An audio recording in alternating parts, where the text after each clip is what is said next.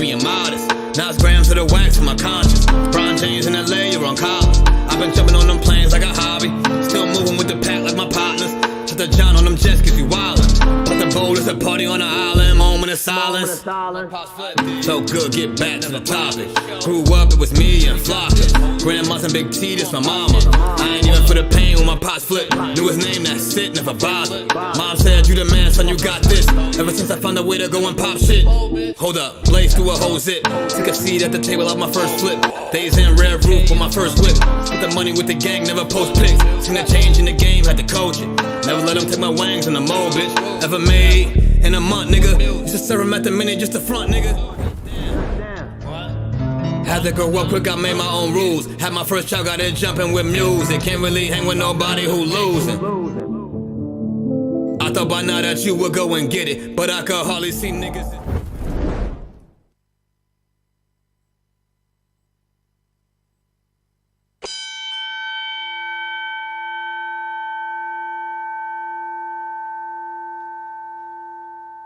Live from Sacred Death Studios in Los Santos, San Andreas. Welcome everyone to Late Night Counter-Apologetics. And now, please welcome your host. He is the wise man of the Sacred Death Motorcycle Club. He is the sexiest man in all of word wrestling entertainment. He is the most entertaining man in the history of evolutionary biology. He is the virtual visionary, Mr. Dual PhD himself. Please give it up for the architect of the atheist apocalypse, the only man to have his vestments blessed by PineCreek, the most high apostle of the cult of the flying man. He is none other than the outlaw prince, the one and only Jesus who can save us, Dr. Heartbreak J, Pocket Locker, BUNDY!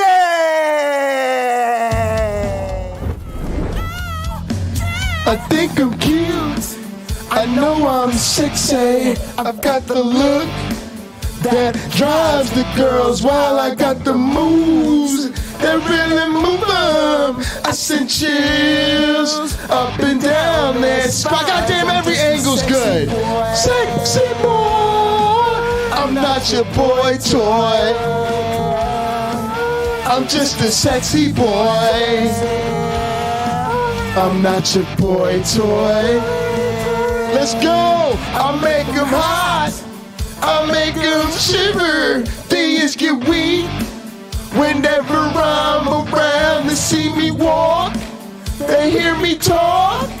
I make them feel like their God ain't real. I'm just a sexy boy. I'm not your boy toy. I'm just a sexy boy. I'm not your boy toy. Would you wake up? It's time to start the show. That mic flip though. Hands off the merchandise.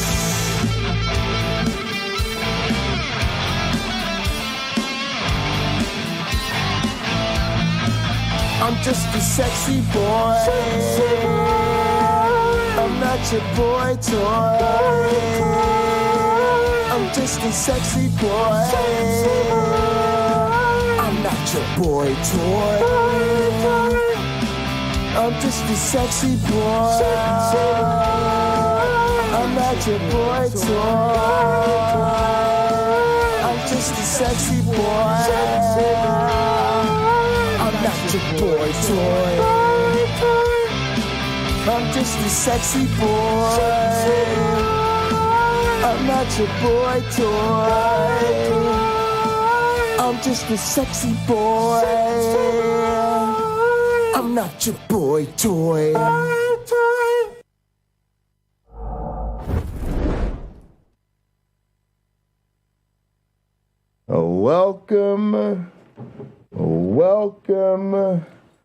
Welcome everybody to another edition of the Pocket Locker Podcast. I left my water bottle over here. Let's get into this shit. We got a motherfucking show to do for you today. And as you already know, folks, as I am the host with the most, all the way from the East Coast, I got the whole crew with me. Sam's in the house. Checkmate.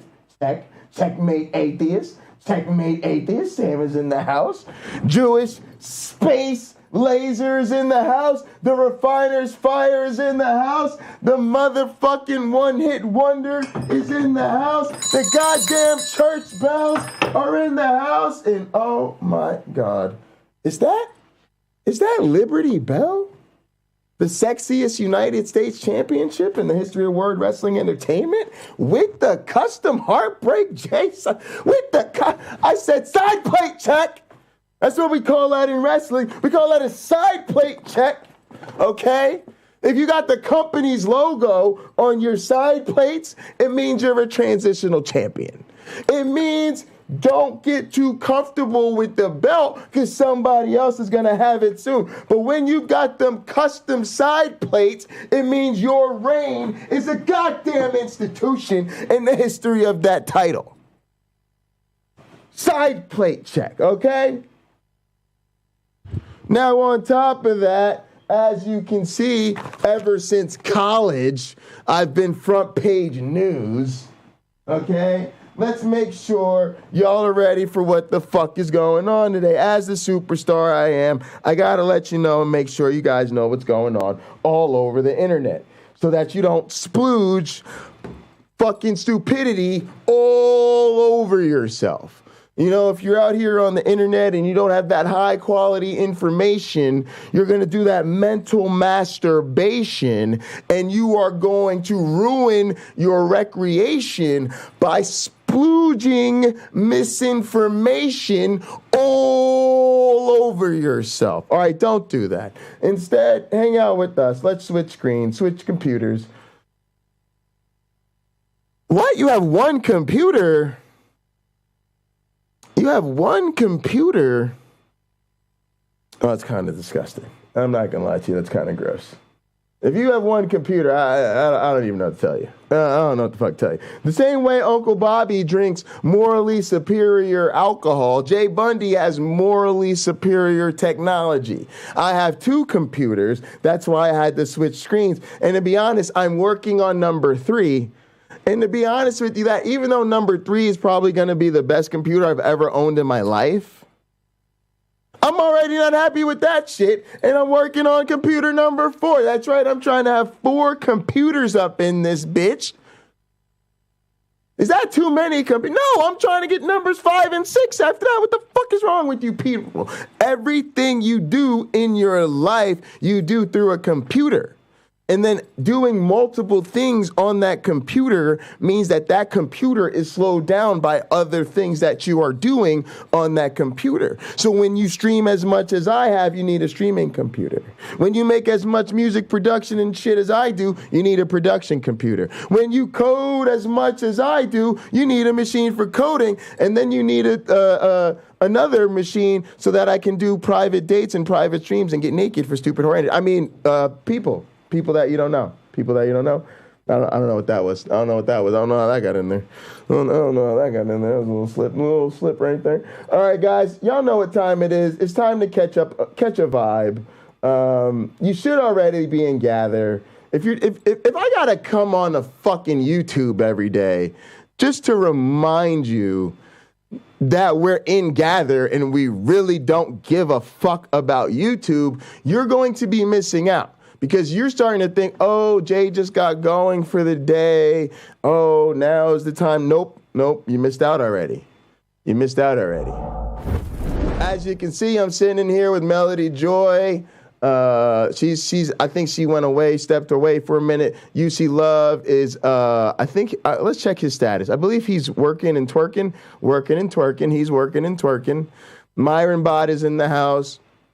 We've been streaming TYT today. Uncle Bobby.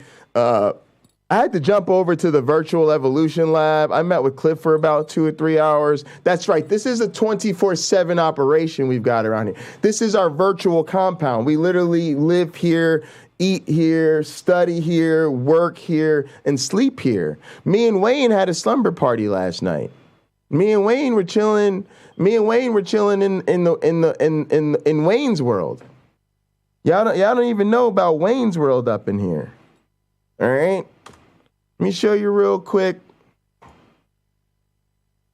some Wayne's World. Actually, let me just jump out of here real quick. Go home. Let me show y'all some Wayne's World real fast. Y'all don't even know how dope Wayne has made it. Y'all don't even understand. Wayne just got in here last night, got to the privileges, and Wayne was like, nah, I got to make my spot. So look, everybody has their tent. See, my tent is private. My tent over here, you can't get in it. You got to add a password. All right, but if you do have a password, you could come into my little private tent. Yeah, get my little private tent. And then you see what I got. You see, I got to get down and work. I got my three monitors set up. I got some Tetris. I got some, what's in here? Oh, yeah, I got some crazy games in my tent. Boom. Look, I got a whole arcade in my tent right there. Boop. Are you jealous? You should be. My tent's doper than yours. All right, I got all these private areas. Oh, I got a piano in my tent. Boop. Piano in my tent. I got PINOCHLE in my tent. PINOCHLE. Boom. PINOCHLE.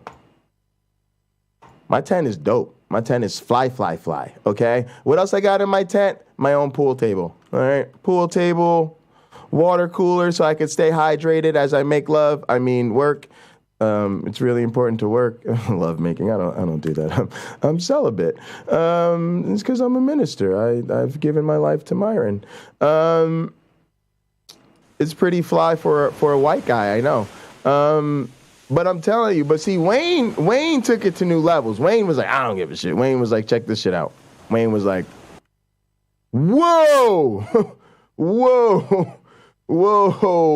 Yo, Wayne's tent is like crazy, cray. Wayne, what's going on in here, bro?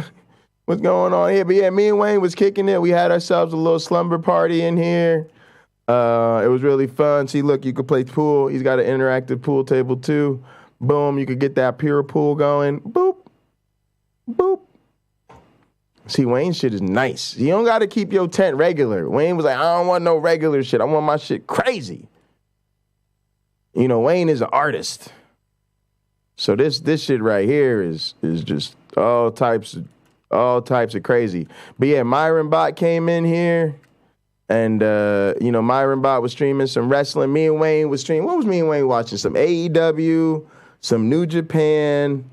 We was watching Impact Wrestling, classic WWE shit. Then we just went to a straight black movie playlist like Soul Plane and all types of shit. So me and Wayne had a slumber party. Oh, you're not having slumber parties? I guess because you're not in Gather. It's because you're fucking up. Look at Wayne's tent. But if you don't have a custom tent, Joel got a custom tent over here. This Joel's tent. Joel, what have you done to your tent lately, Joel? Oh yeah, we got to put Joel's. There's Joel's tent. Joel, we got to block off your tent better so I know where the damn entrance is. But see, Joel just got, this is the basic one. But Joel has a private one. But y'all could go into any of these. So look, the point is you're not supposed to be not in Gather Town. When you're working or you're sleeping or something, you're supposed to be in one of these goddamn tents. How are we going to build community if you only work here? Y'all are starting to be like them people. You know them people who work in the city, but all they work be fucking up the city because they don't live in the city? That's how some of y'all are. You work in the Gather Town. You come to Gather Town to play and get drunk, Okay, but then you don't respect our gather town because you don't live here. You don't reside here. You don't rest your head at Bundy Beach. And so you just, no. It's not gonna work, you know? The true community is diehard. 24/7, 365 operation. We are taking over the internet. Notice I didn't take breaks. I didn't say nothing about taking breaks. We're taking over the internet. We're not taking over fucking timeout time. All right? Y'all gotta quit being fucking lazy. All right, now, let's catch a vibe. I didn't want to catch a vibe while I was talking. Let's catch a vibe. What should we do? No competition. Shout out to OG Roddy. Time to light it up. Get in the mode. Light. Mode. Appreciate you, Iris. Thanks for the like. Please like the video. Leave some comments. What the hell is going on? Oh, he coming through my He coming through my thing. All right, here, let me do this. I gotta mute Myron bot. There we go. We in the PINOCHLE room, y'all. If y'all wanna know where we at. We ain't got time for no excuses, y'all. Gotta get it. Catch a vibe with the gang. No competition. I'm feeling so fabulous. And you niggas mad as shit. But it do not matter, kid. So what's the comparison? You niggas ain't zagging yet. Tell your homies stop gassing you. Before we pull up and embarrass you. No competition. I'm feeling so fabulous. And you niggas mad as shit. Sam is like, what the fuck is wrong with you? Why you get so hyped when you go on YouTube? You niggas Sam ain't like, you need to calm down, Tell your homies stop gassing you. Before we pull up and embarrass you. I need a new smoker. I'll be right back. Yeah. Still watching for clones? But they all over the globe. Probably why I say whoa. Young nigga never made money from stoves, but went hard with the zone. Me and Henny broke it down way before. Now we killing shows, just act like you know. Whoa. Got a new bitch from the bottom. Still never change out my niggas from potters. Honest, I've been feeling golly. You get in my way, then you leave me no ops. Niggas thinking this a race, till we put them in their place. Leave their family with a ghost, then we pull off in the race. Competition. I'm feeling so fabulous, and you niggas mad as shit, but it do not matter, kid. So what's the comparison? You niggas ain't zagging yet. Tell your homies stop gassing you, before we pull up and embarrass you. No competition. I'm feeling so fabulous, and you niggas mad as shit, but it do not matter, kid. So what's the comparison? You niggas ain't zagging yet. Tell your homies stop gassing you, before we pull up and embarrass you. It's no competition.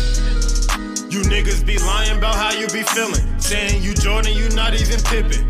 Or Rodman when he was with Pistons. You blondie, you lying about all of your visions.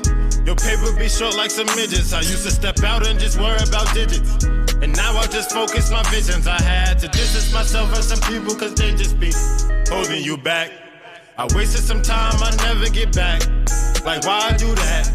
You niggas be bitching, it's just to be seen and put on the map.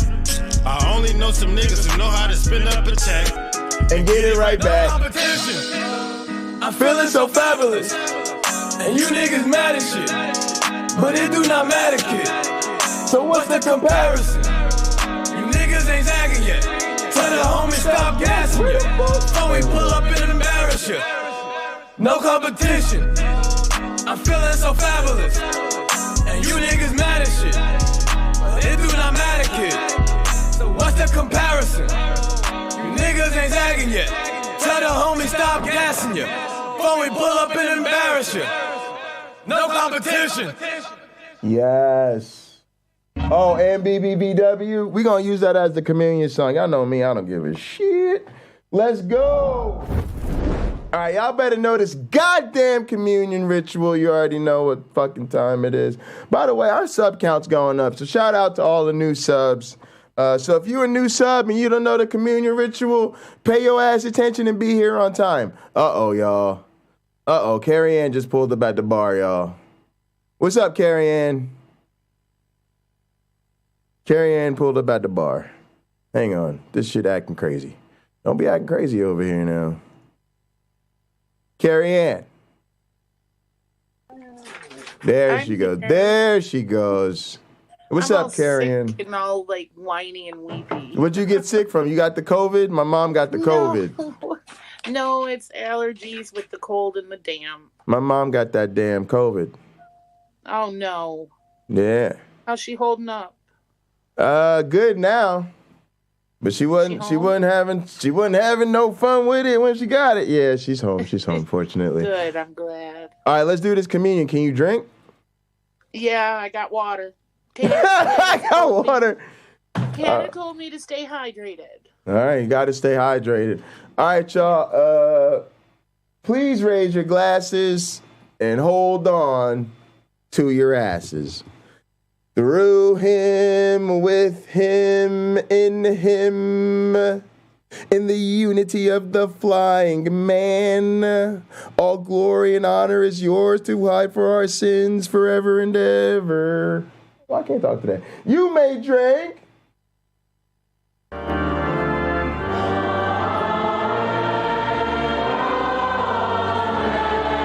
Oh, that's that whiskey. Oh, that's that Jack Daniels Metallica Black.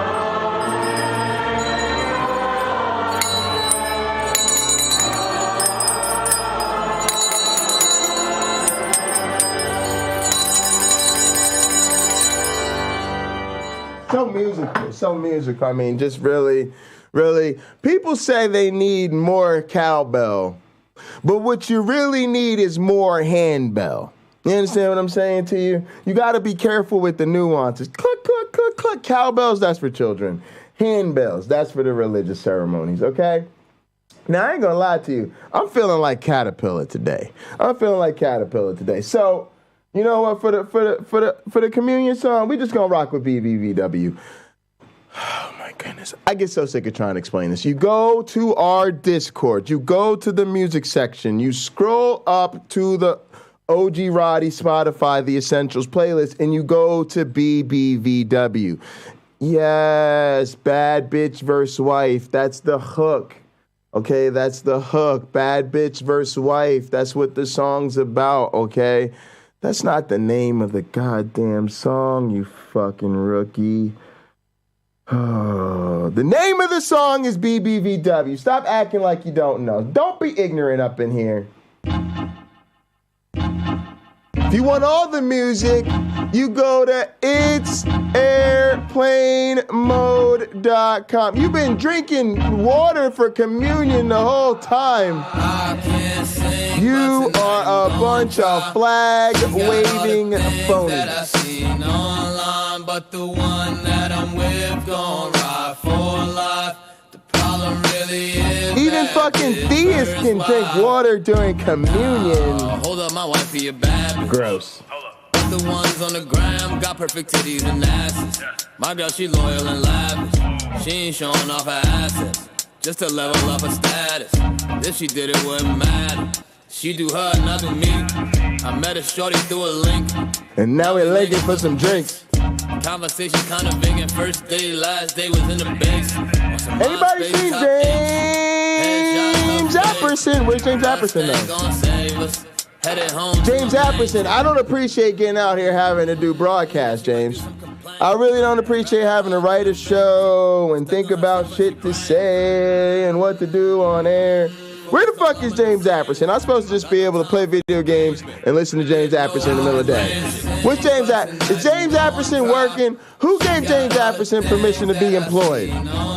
Y'all better, we got to get James Apperson in Streamlabs so y'all can pay this man so that I don't have to write my own shows and I could just grift off James, you know? I can't sing, but tonight I'm gonna try. You got all the things that I seen online, but the one that I'm with gon' ride for life. Problem really is that bitch versus wife. I've seen Uncle Bobby roast to me. I'll pull up the clip. I'll see if it's the same one. You've been roasting me a lot lately.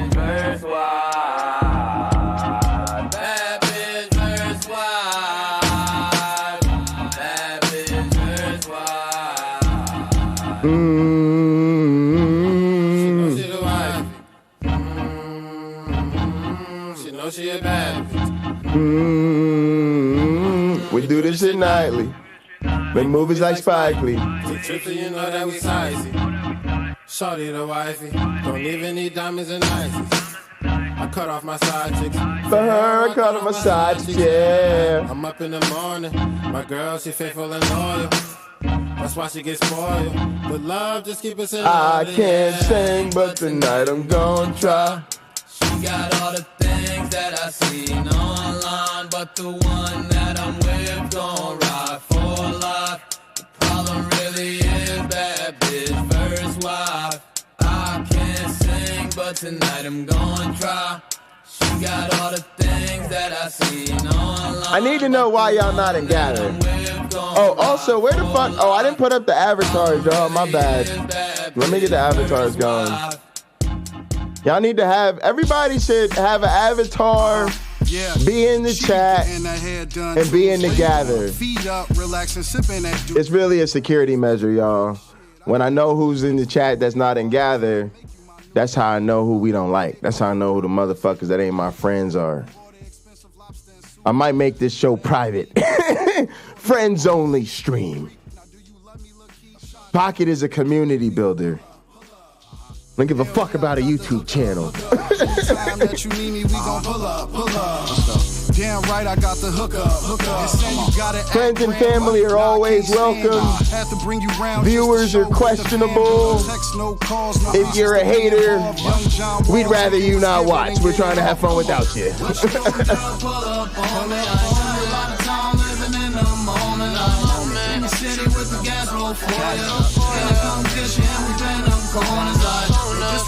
Oh yeah. Let's connect the avatars. Let's get those avatars going.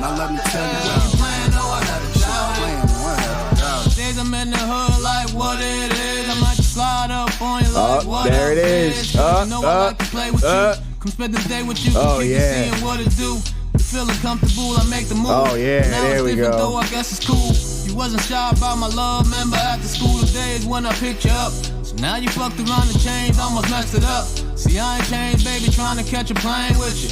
Came back around to show you that I'm made for you.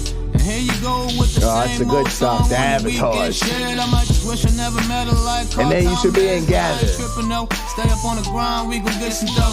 And you got that good ass brain, I had to let you know. Really wanna let you know.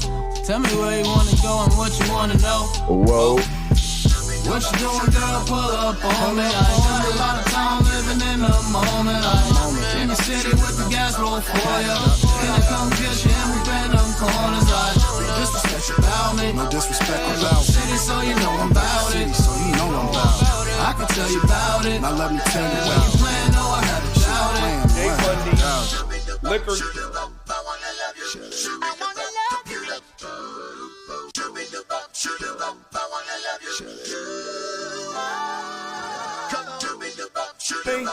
And then I would.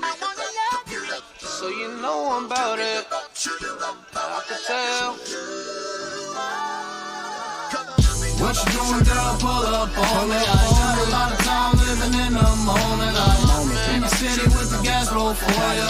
Can I come get you in between them corners? No disrespect about me. No disrespect about me. City, so you know I'm about it. So you know I'm about it. I can tell you about it. Now let me tell you When you playing, no, I had to shout it. Playing, no, I have to doubt it.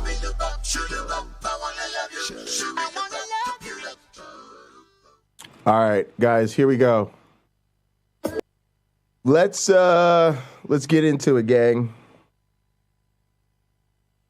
I'll be selective and shit over here so that oh, actually, I'm not gonna do that because I want to show Gather. We're a fucking Gather community, you know.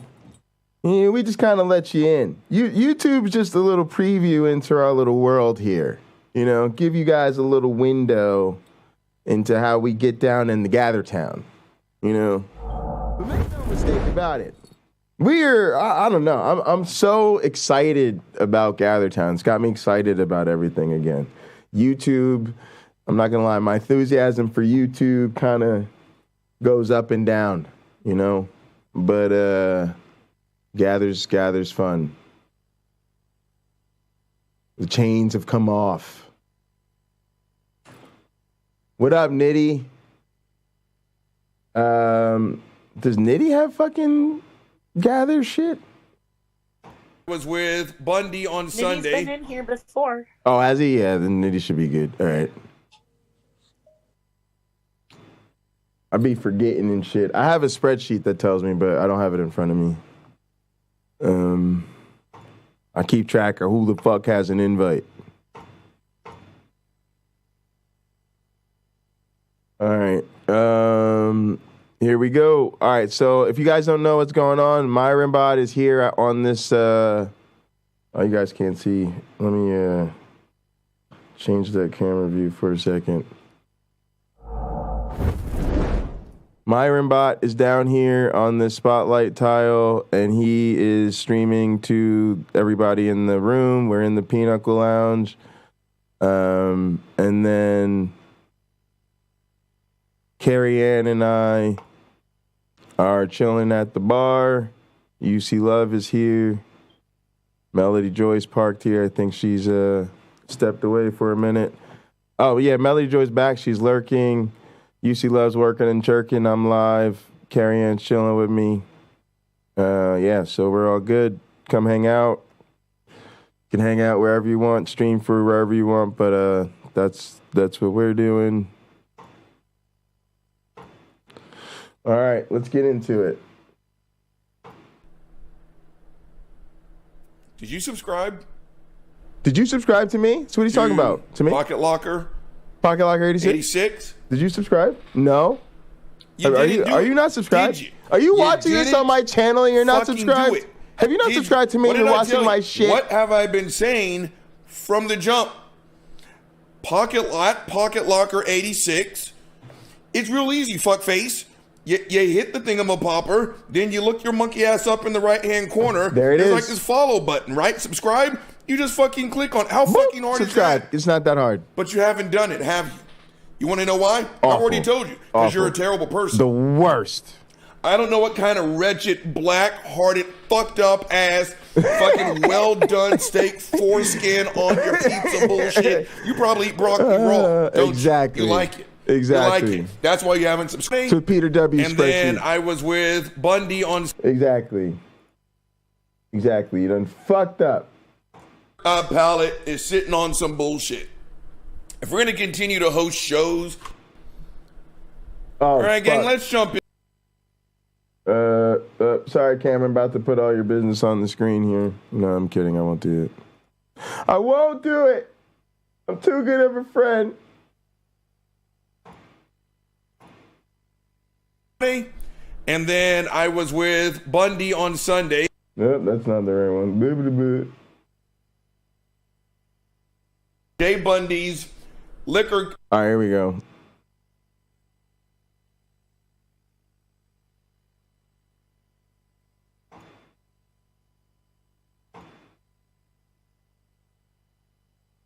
Palette is sitting on some bullshit.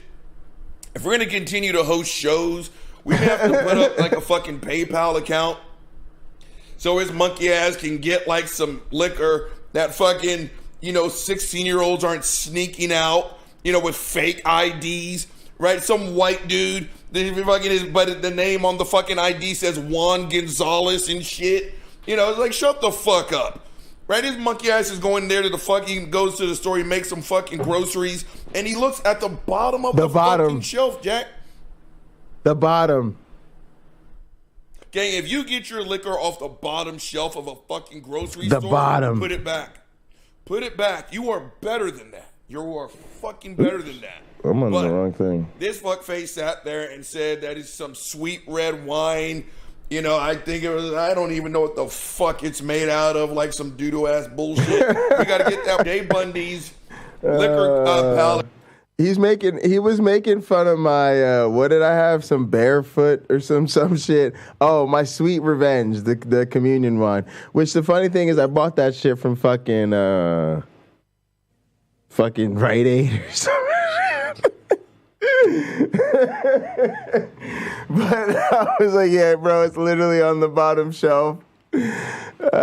So funny. All right. Oh my goodness.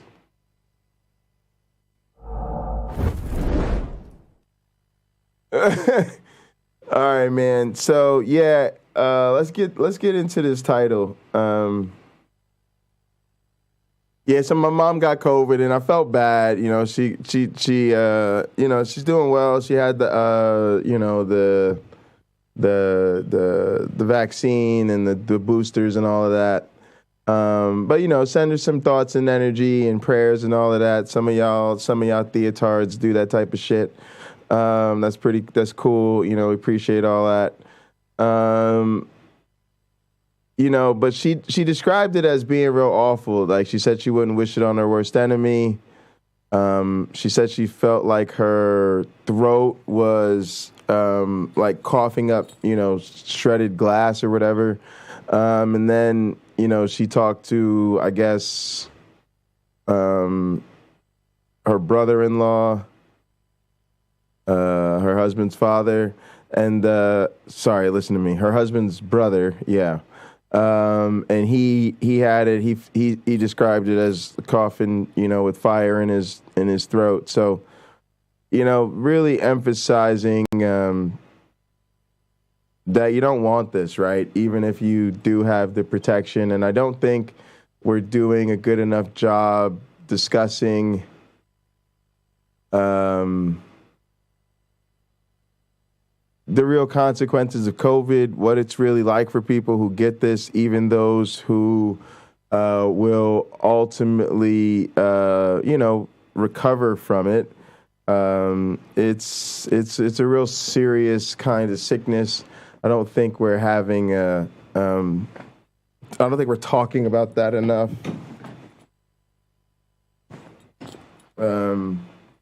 Main reason you should avoid COVID is it's not the type of thing you want to get sick with. I don't know what the hell happened to my keyboard over here. All right, took care of that. All right, so yeah, man, I just wanted to mention that it was difficult to talk to her. She was upset, feeling kind of down, but you know, starting to feel better, starting to get through it.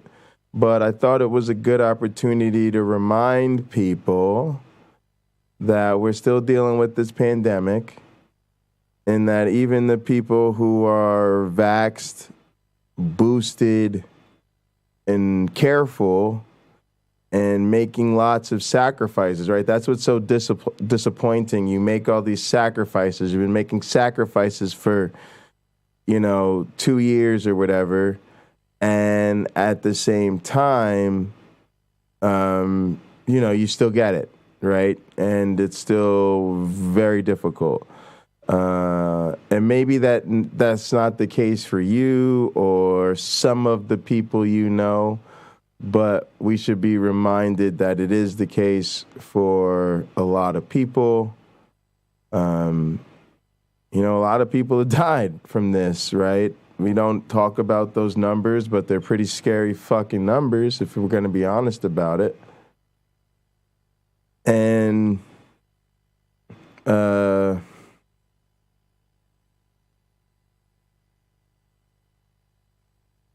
even the people who don't die, right, get really fucking sick. And to me, it's pretty sick in another way and pretty disgusting that we're not taking this more seriously. And even as I discuss it now, I feel myself like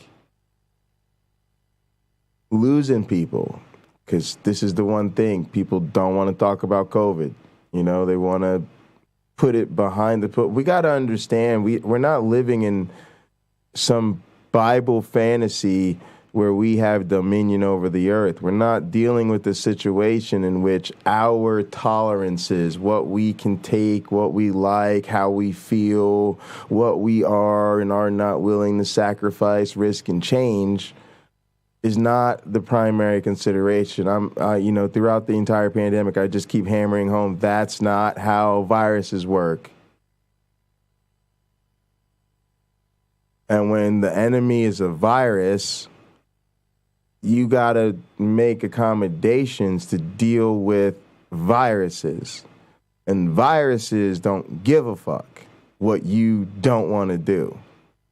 Viruses don't give a shit whether you prefer to work from home or at the office. Viruses don't give a shit how much you miss going to concerts and festivals. Viruses don't give a fuck how much you miss grandma. Viruses don't give a shit about your holidays. Viruses don't give a shit about your travel plans. Viruses don't really feel like the grocery store is somewhere you have to be safe. Viruses don't give a fuck if you want to go visit a doctor and feel like, hey, I should be comfortable and safe here because I'm at the fucking doctor's office. Viruses don't give a shit if you're evolutionary biologists who are letting outbreaks happen in your labs because you're supposed to be some sort of biologist, but apparently you also don't know how viruses work. So, yeah, I've been chilling here in this fucking box since April of, I visited my mom when COVID first happened. I stayed with her for a hot minute. And then I came back to Michigan and moved into my own place because I didn't want to live with my roommate because he also didn't have a fucking clue what was fucking coming down the pipeline and wanted to hang out with the homies and chill and kick it in our kitchen. And I was like, nope, sorry, we're in the middle of a pandemic. I'm out. So I got my own place, and I've been with these four walls and this one dog and Jewish Space Laser and the whole goddamn late night crew because that's what I guess I'm fortunate enough to have been able to do. But, even myself, like, there's more and more things. Going to the dispensary, going to the pharmacy, going to, just take care of some of the essentials, and I try to take care of them as minimally as possible. I got to go in a place from time to time, and it's just we all got to deal with this shit. But it feels similarly sadistic and twisted like it was with religion, right? I love this Uncle Bobby clip from earlier where he says, when I was growing up, you had two options about when to go to church, right now or right fucking now, right? Like it was drag you out of bed, right?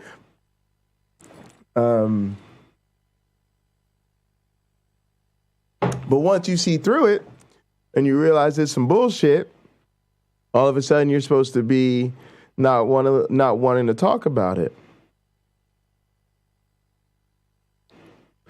Everybody's all love and puppies and rainbows and what I would sacrifice for other people and how much I want to fucking heal the world and make it a better place, and we should all be willing to compromise and make fucking sacrifices for each other so that we can all create a... People don't mean none of that shit. Now, let's hang the asterisk, not all people, because I have a suspicion I'm talking to a lot of people who have done what they need to do or what they've been able to do, given the circumstances. And I respect everybody having, making different choices and having a different perspective, but this is mine. And mine is,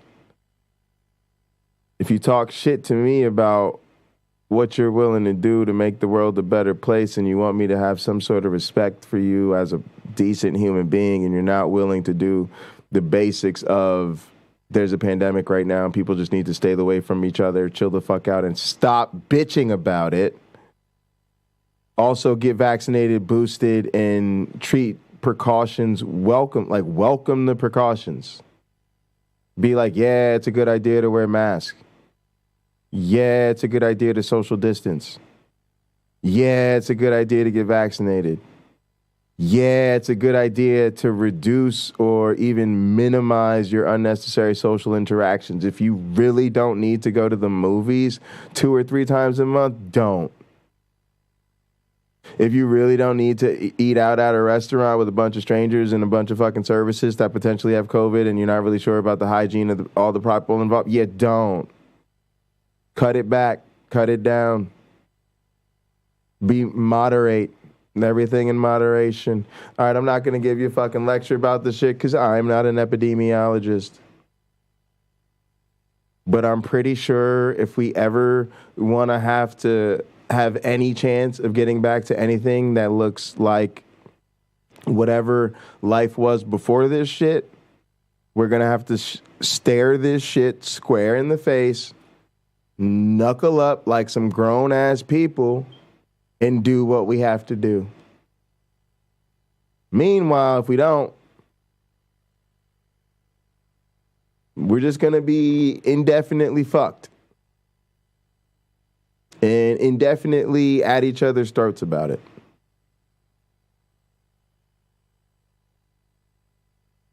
But I'm tired of feeling like I can't talk about the elephant in the room, which is that I'm living through a pandemic that people want to pretend isn't happening anymore. Just like I'm living in a world full of people who are constantly experiencing the miraculous love and relationship of Jesus, and the truth is that shit isn't happening. It's scary as shit when you cannot walk outside your door, walk down your street, wave at your motherfucking neighbors from across the street, and not be certain whether or not y'all are existing in the same reality. Shit is actually scary. All right, we've knocked that down. I saw my man Lupin came through. Y'all know Lupin is a soldier for some motherfucking horse shit. You think he's a nice guy, but like, homeboy really tried to come through and tell us that, you know, his main man, DJT, you know, isn't really a criminal in all of this shit, and that he's somehow the greatest president ever and all of this fucking bullshit, right? And then he claims that he's familiar with the January 6th fucking evidence. And I'm like, really, homeboy?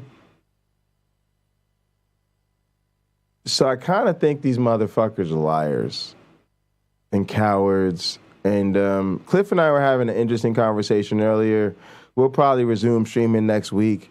I had to do some troubleshooting on my code this week, and so I kind of wanted to just focus on that and not have to worry about broadcasting. So he was basically just saying, like, a lot of these conversations, they're just like straight up a waste of time. They're not going anywhere. And for me, I just don't know who's who till I sniff them out. But I was thinking about this January 6th kind of day 9 stuff, the fact that this committee's recommended to, you know, indict Trump or whatever, and I'm sitting here trying to figure out how this man still is on Team Trump and calling himself a patriot. And then I kind of felt like, well, you know, we were supposed to try to cover as much of this January 6th committee nonsense as we can. And I just want to sling some fucking cards and chill. So what we're going to do is go ahead and get into this shit about this January 6th. and see what the fuck is up. And we'll be straight. Oh, here we go. Hang on this. Let me see this real quick. I wasn't a real Christian. All right. Now, before we do that, I want to talk shit about somebody else. Somebody I actually like, but I need to be clear about it. And so on this one, I'm going to get some backup from Uncle Bobby.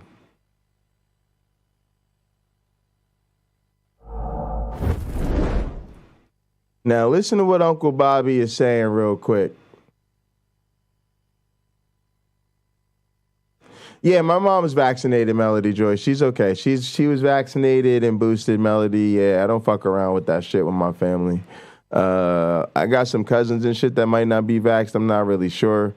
But, yeah, my mom's definitely vaxxed and boosted. She still got it. Matter of fact, she was kind of disappointed because she just got another booster right before she moved. So she's just got another booster fairly recently, which is probably why she's okay. But, you know, it hurt, right? She's not dealing with nothing like, you know, she's dealing just with as far as I understand, I haven't gotten it to my knowledge, right? Unless I have some asymptomatic shit,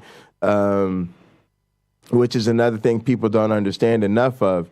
You might be a COVID carrier and not have any symptoms, but people are not even conscientious of that anymore. And again, it's just terrible. But she's okay. It's just it really hurt, you know, and I understand that she was very, very sick. Felt the need to go to what the fuck was it? Urgent care. Then she's having a little transition with her job, so she's, you know, paying for this stuff out of pocket right now, which is good that she's, you know, done well for herself. She's sitting on some money, but she's kind of realizing how precarious people's situations are, you know. Yeah, she's just finding herself in an unfortunate situation, really. But yeah, appreciate the support. You took it out of context. You're going to tell me that the words... So we're talking about Richard Madsen here, guys. Now listen to what Uncle Bobby's talking about right now.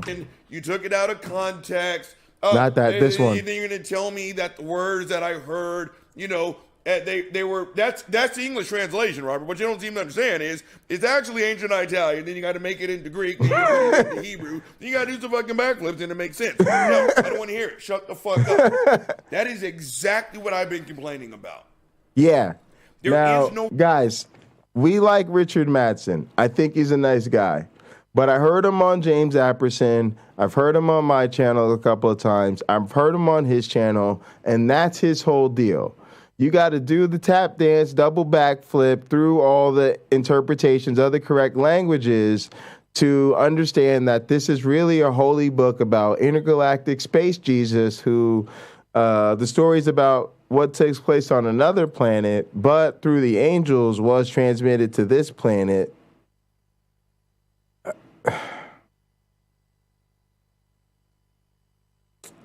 And so I find it frustrating because it's, again, just another example of somebody who's nice and kind of playing it cool, but at the end of the day, it's actually insulting my intelligence by telling me that myself and all of the people who read this book, study this book, exist on this book, can't come to the correct words. Appreciate that, Cloud. Yeah, maybe James called it Alien Jesus. It is Alien Jesus. And yeah, I hope my mom and a lot of people will be supporting universal health care. Healthcare should be free. It's ridiculous. There's so many people that literally work just to have health care. I'm sorry, I think that's criminal. I just don't even care anymore, y'all. I don't care what the policy is. I don't care what the proposal has to be in the blase and the Glavinoids. I want the senators to be locked in a room and told, figure out a fucking way to give everybody health care. and an education, or none of you are going home tonight. Like, I don't care. Shut up. I don't want to hear about their rights and workout. I don't give a fuck about their families. This is not that fucking hard.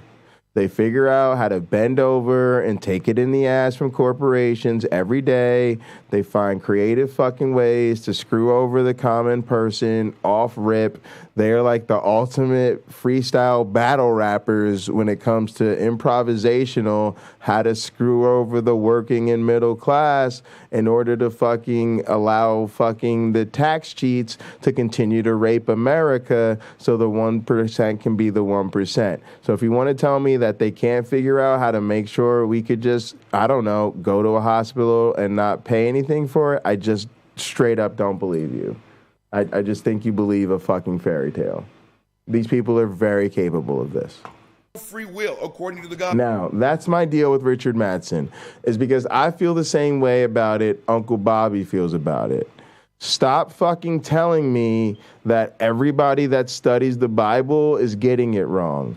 I'm not going to treat you like you are somehow this ultra reasonable person anymore. I'm going to treat you like the arrogant prick that you are, which in Richard Mattson's case happens to be, I kind of like you, think you're not guy, so I settle for just, I don't really have anything to say to you.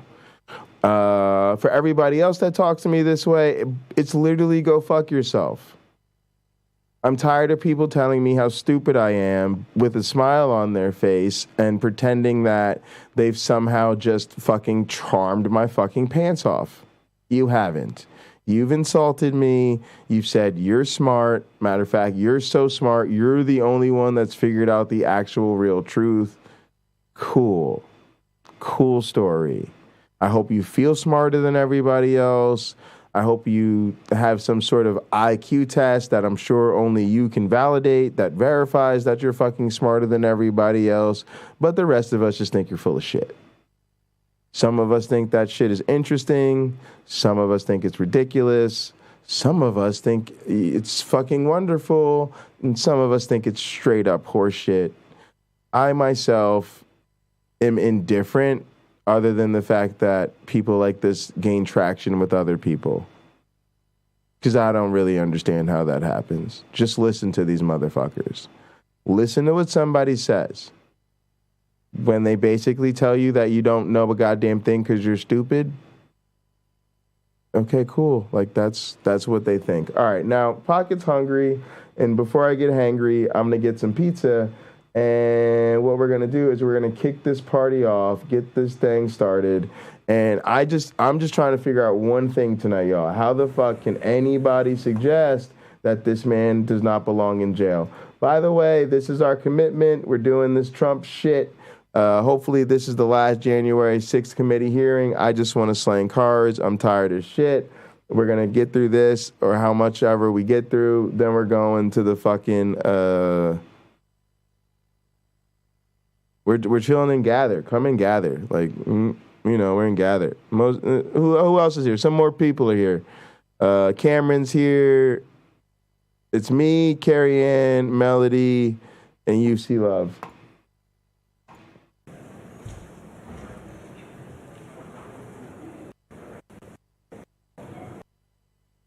Get right on through all that. 6 All right, here we go, y'all. Showtime. The select committee to investigate. If you're in Gather on your computer, don't forget you can press that little left arrow on your screen to make your video even take up more of the screen. You can close the chat, then you get almost like a theater view. I really, really like it. I'm a big fan. Also, we've got the group pointers on, so you guys should be able to see me. Yeah, when I point to stuff, you should be able to see it on your screen. Pretty cool. I could be like, don't you love his glasses here? January 6th attack on the United States Capitol will be in order.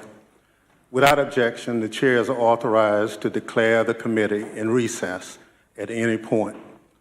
Pursuant to House Deposition Authority Regulation 10, the chair announces the committee's approval to release the deposition material presented during today's hearing.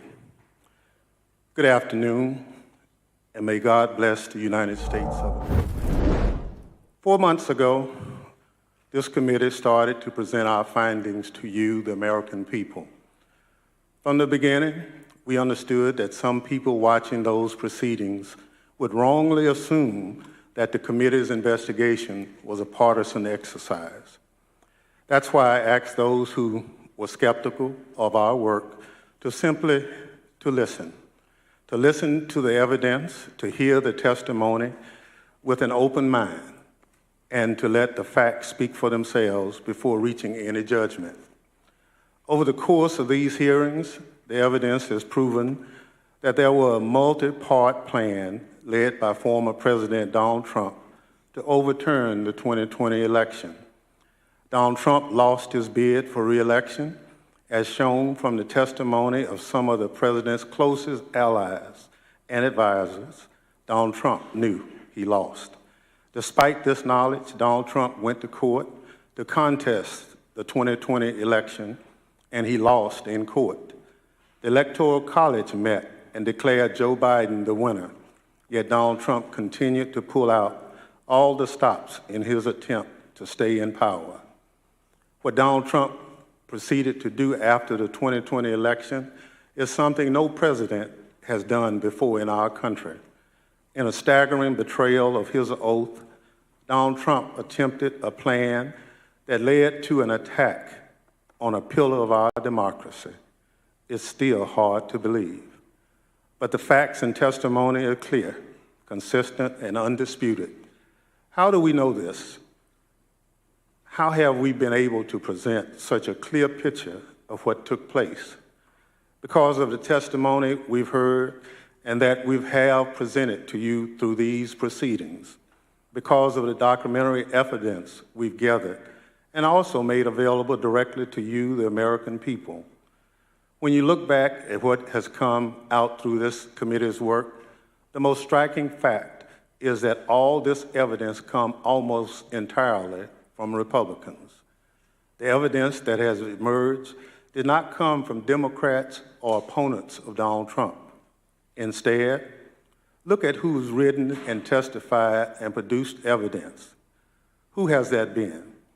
Aides who've worked loyally for Donald Trump for years, Republican state officials and legislators, Republican electors, the chairwoman of the Republican National Committee, political professionals who worked at the highest levels of the Trump campaign, Trump appointees who served in the most senior positions in the Justice Department, President Trump's staff and closest advisors in the White House, members of the President Trump's family, his own White House counsel. I've served in Congress a long time. I can tell you it's tough for any congressional investigation to obtain evidence like what we've received, least of all such a detailed view into a president's inner circle. And I want to be clear, not all these witnesses were thrilled to talk to us. Some put up quite a fight, but ultimately the vast majority cooperated with our investigation.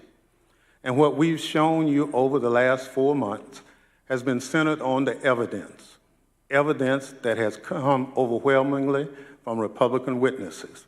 So I say to you again, as I did in June, this investigation is not about politics. It's not about party. It's about the facts, plain and simple. And it's about making sure our government functions under the rule of law as our Constitution demands. Today, as in previous proceedings, my colleagues and I will present new evidence. That includes new testimony from additional Republicans who served in the Trump administration, never before seen footage of congressional leaders on January 6th working to coordinate the response to the violence and ensure the people's business went forward. New materials produced to the committee by the Secret Service, details about the ongoing threat to American democracy. Today's proceeding will also be grounded in the facts, but it won't look exactly like all our other hearings. We'll also take a step back and look at the evidence in a broader context, providing a summary of key facts we've uncovered. Facts relevant to former President Trump's state of mind, about his motivation, and about his intent. What did President Trump know? What was he told? What was his personal and substantial role in the multi-part plan to overturn the election? For those of you who've watched our prior hearings, some of this evidence will look familiar. For those of you tuning in for the first time, we'll summarize some of the most important facts, and we'll urge you to go online and watch our hearing in full. There's one more difference about today. Pursuant to the notice circulated prior to today's proceedings, we are convened today not as a hearing, but as a formal committee business meeting, so that in addition to presenting evidence, we can potentially hold a committee vote on further investigative action based upon that evidence. Before we get to that evidence, I'd recognize our distinguished Vice Chair, Ms. Cheney of Wyoming, for any opening statement she'd care to offer. Thank you very much, Mr. Chairman. Much has happened since our last public hearing on July 21st. As the chairman mentioned, we've received new and voluminous documentation from the Secret Service, which we continue to analyze. We've received new witness testimony, including about efforts to obstruct our investigation and conceal key facts. And according to public reporting, the Department of Justice has been very active in pursuing many of the issues identified in our prior hearings. Our committee may ultimately decide to make a series of criminal referrals to the Department of Justice, but we recognize that our role is not to make decisions regarding prosecution. The preamble to our Constitution recites among its purposes to, quote, establish justice, and our nation's judiciary and our U.S. Department of Justice have that responsibility. A key element of this committee's responsibility is to propose reforms to prevent January 6th from ever happening again. We've already proposed, and the House has now passed, a bill to amend the Electoral Count Act to help ensure that no other future plots to overturn an election can succeed. And we will make further specific recommendations in our final report, based in part on the evidence you will hear today. Our hearings last summer began with an outline of President Trump's multi-part plan to overturn the 2020 presidential election. We then proceeded to demonstrate each of these elements in detail, with more than 20 hours of evidence. Today, we will see new evidence, but as the chairman said, we will also synthesize evidence you've seen before. The vast weight of evidence presented so far has shown us that the central cause of January 6th was one man, Donald Trump, whom many others followed. None of this would have happened without him. He was personally and substantially involved in all of it. Exactly how did one man cause all of this? Trying to get something set up over here. Today we will focus on President Trump's state of mind, his intent, his motivations, and how he spurred others to do his bidding, and how another January 6th could happen again if we do not take necessary action to prevent it. As you view our evidence today, I would suggest a focus on the following points. First, as you will see, President Trump had a premeditated plan to declare that the election was fraudulent and stolen before Election Day, before he knew the election results. He made his stolen election claims on election night against the advice of his campaign. All right, y'all, she's building up a case here. Now let's pay attention to this. The first critical element, he has a plan to declare this thing stolen before it happens. What does that mean? Premeditation. It means this isn't an emotional response. This isn't somebody who, genuinely thinks he won and then he just can't, get over it. So he refuses to submit. No. He's had this plan all along, and everybody knew it. Without any evidence in hand. Then, over the next 2 months, he sought to find those who would help him invent and spread lies about the widespread fraud. Many of those who stepped forward to help, including Rudy Giuliani, knew they never had real evidence sufficient to change the election results. And on the evening of January 5th, they admitted they were still trying to find that phantom evidence. Of course, as a result of making intentionally false claims of election fraud, Mr. Giuliani's license to practice law has now been suspended. Second, please recognize that President Donald Trump was in a unique position, better informed about the absence of widespread election fraud than almost any other American. President Trump's own campaign experts told him that there was no evidence to support his claims. His own Justice Department appointees investigated the election fraud claims and told him point blank they were false. In mid-December 2020, President Trump's senior advisors told him the time had come to concede the election. Donald Trump knew the courts had ruled against him. He had all of this information, but still he made the conscious choice to claim fraudulently that the election was stolen, to pressure state officials to change election results, to manufacture fake electoral slates, to attempt to corrupt our Department of Justice, to summon tens of thousands of supporters to Washington. Knowing that they were angry, knowing that some of them were armed, he sent them to the Capitol. All right. What's up, Iron Then, Carrot? as the riot was underway, he incited his supporters to further violence by publicly condemning his vice president. And then he refused for hours to disband his rioting supporters and instruct them to leave the Capitol, even when he was begged repeatedly to do so. None of this is normal or acceptable or lawful in our republic. Third, please consider today who had a hand in defeating President Trump's efforts to overturn the election. Vice President Pence, Bill Barr, Jeff Rosen, and others at the Department of Justice, state Republican officials, White House staff who blocked proposals to mobilize the military to seize voting machines and run new elections, our Capitol Police, aided by the Metropolitan Police, other federal law enforcement, and our National Guard, who arrived later in the afternoon. All of these people had a hand in stopping Donald Trump. This leads us to a key question. Why would Americans assume that our Constitution and our institutions in our republic are invulnerable to another attack? Why would we assume that those institutions will not falter next time? A key lesson of this investigation is this: our institutions only hold when men and women of good faith make them hold, regardless of the political cost. We have no guarantee that these men and women will be in place next time. Any future president inclined to attempt what Donald Trump did in 2020 has now learned not to install people who could stand in the way.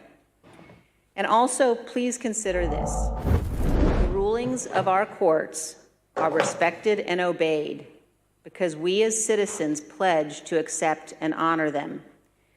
Most importantly, our president, who has a constitutional obligation to faithfully execute the laws, swears to accept them. What happens when the president disregards the court's rulings as illegitimate, when he disregards the rule of law? That, my fellow citizens, breaks our republic. Finally, as you view the evidence today, also consider this. President Trump knew from unassailable sources that his election fraud claims were false. He admitted he had lost the election. He took actions consistent with that belief. Claims that President Trump actually thought the election was stolen are not supported by fact and are not a defense. There is no defense that Donald Trump was duped or irrational. No president can defy the rule of law and act this way in a constitutional republic, period. Mr. Chairman, our nation's federal judges are sworn to do impartial justice, to preserve our Constitution and preserve our Union. Dozens of these judges have been addressing January 6th cases. and many have given us plain, unmistakable warnings about the direction of our republic. Let me read from one judge's statement given at a recent sentencing hearing. Quote, "High-ranking members of Congress and state officials who know perfectly well the claim of fraud was and is untrue, and that the election was legitimate, are so afraid of losing their power they won't say so. It has to be crystal clear that it is not patriotism, it is not standing up for America, to stand up for one man who knows full well that he lost, instead of the Constitution he was trying to subvert."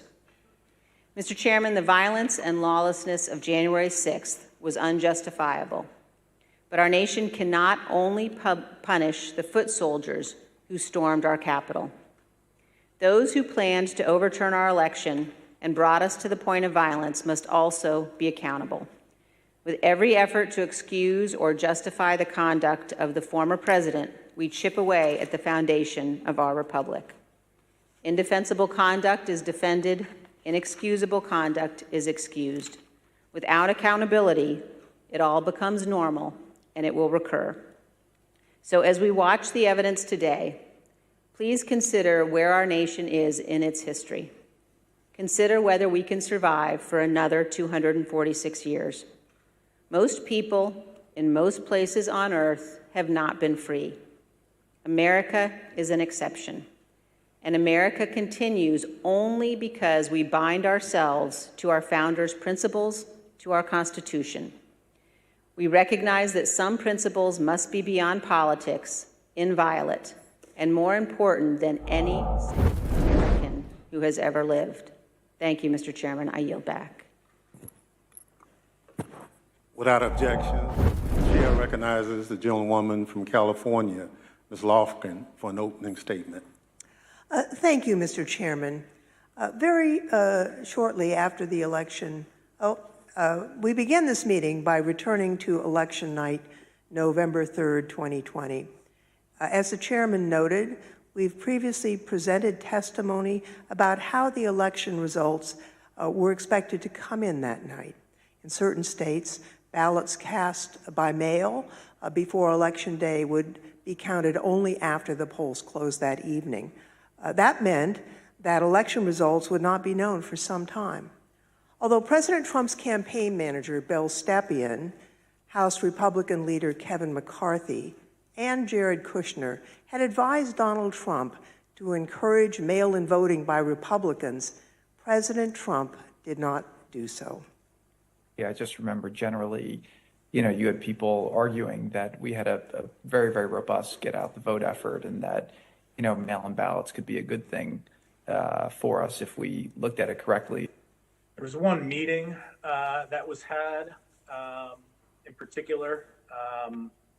I invited Kevin McCarthy to join the meeting, he being of like mind on the issue with me.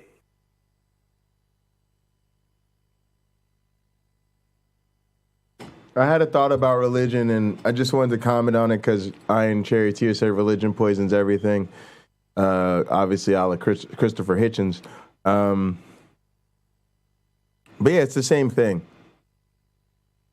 These people who are wrong, they're wrong. It's over. It's done. There's no God. Done. I'm sorry, y'all.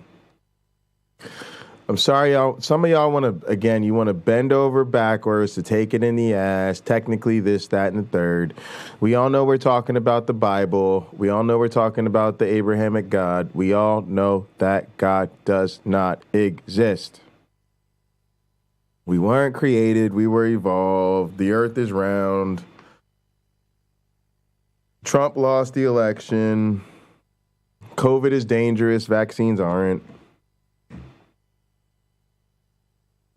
I try to do my best to listen to the people in my life and the people in my community. And I'm sorry, I'm here for two things, y'all. Show me you're a person who was sadly mistaken, ignorant, uninformed, but capable of growing. Otherwise, I'm just here to expose your fucking ignorance. I'm sick of it. If you think, because that's what it is. These people are privileged. I'm sorry. They're privileged people. And they take their privilege, and it means they don't have to ever be wrong. And then and all they respond to is power. So sorry, we gotta flex power on them. Here's the power. We have the power of the truth. They're sitting on some bullshit. We're gonna win these debates every fucking time. I get sick of being nice about it. In which we... You want to waste my time debating your fucking bullshit? Sorry. I might just start kicking people in the face for it. Made our case for why we believed mail-in voting not to be a bad thing for his campaign. But the president's mind was made up. So it was expected before the election that the initial counts in some states, in other words, those votes cast on election day, would be more heavily Republican, and this would create the false perception of a lead for President Trump, a so-called red mirage. But as the results of the absentee ballots that were later counted, there could be trends towards Vice President Biden as those mail-in ballots were counted. Now, on election night, Donald Trump's advisors specifically told him he didn't have a factual basis to declare victory. He should wait for the remaining ballots to be counted. Here is campaign manager Bill Stepien. It was far too early to be making any calls like that. Ballots were still being counted. Ballots were still going to be counted for days. And it was far too early to be making any proclamation like that. My recommendation was to say that votes were still being counted. It's too early to tell, too early to call the race. But President Trump did declare victory in the late hours of election night. Not only did he declare victory, he also called for the ongoing count of votes to just stop. Stopping the count would have violated both federal and state laws and also disenfranchised millions of voters who lawfully cast their vote. He called for that action anyway. Here's what he said. This is a fraud on the American public. This is an embarrassment to our country. We were getting ready to win this election. Frankly, we did win this election. And there it is. We want all voting to stop. We now know more about President Trump's intention for election night. The evidence shows that his false victory speech was planned well in advance, before any votes had been counted. It was a premeditated plan by the president to declare victory no matter what the actual result was. He made a plan to stay in office before Election Day. Now, the vice president's staff was concerned with what Donald Trump might do on election night. They took steps to ensure that Mr. Pence would not echo a false victory announcement from President Trump. Here's what the Vice President's counsel, Greg Jacob, told us about his preparations with the Vice President's Chief of Staff, Mark Short. Mark had indicated to me that there was a possibility that there would be a declaration of victory within the White House that some might push for. And this is prior to the election results being known. And that he was trying to figure out a way of avoiding the vice president sort of being thrust into a position of needing to opine on that when he might not have sufficient information to do so. Now, following this conversation, Mr. Jacob drafted a memo to Mr. Short which the Select Committee got from the National Archives.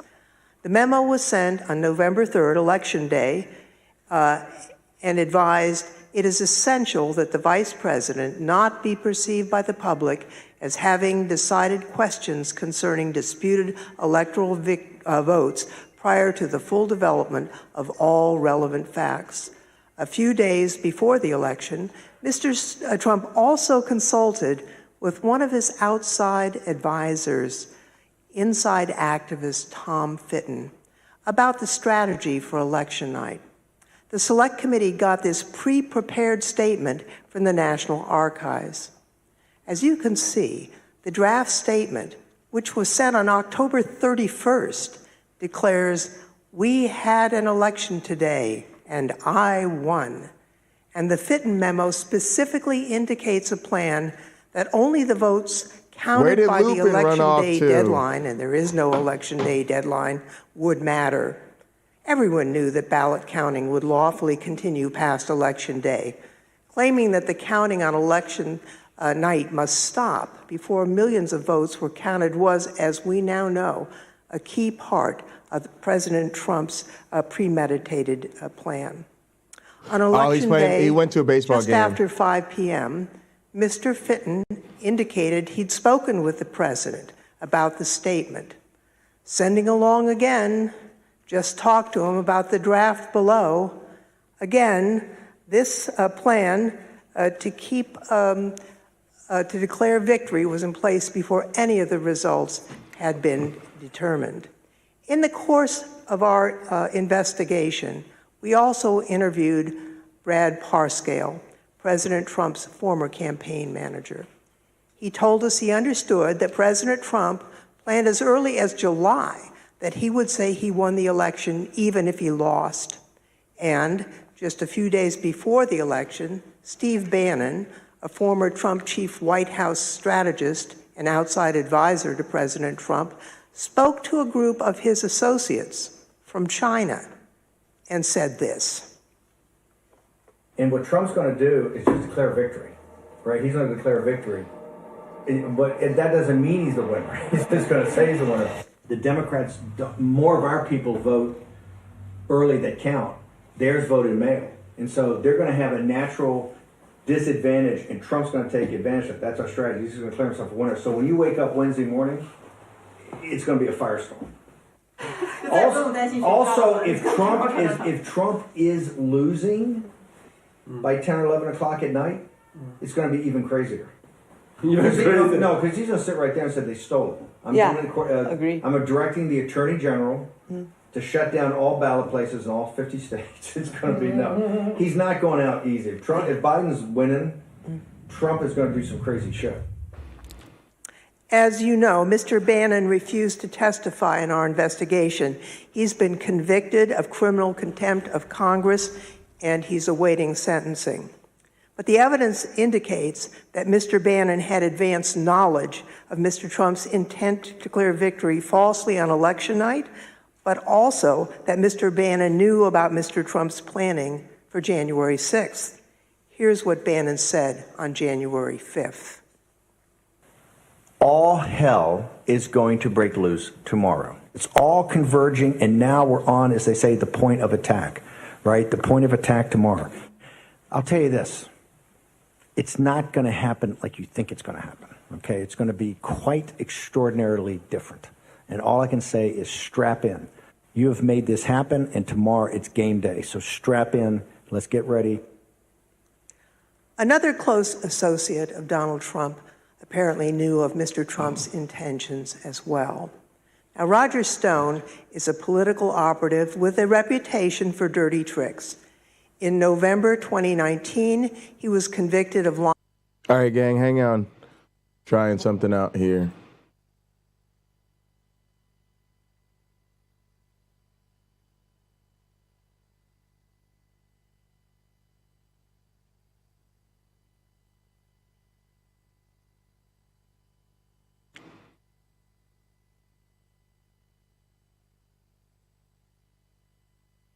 Well. Now, Roger Stone is a political operative with a reputation for dirty tricks. In November 2019, he was convicted of lying to Congress and other crimes and sentenced to more than 3 years in prison. He's also a longtime advisor to President Trump. All right, hang on. I got to fix something in here, which is that I need to take the Bundy Ranch. Oh, all right, hang on. I need to take, I'll show you guys what I'm doing.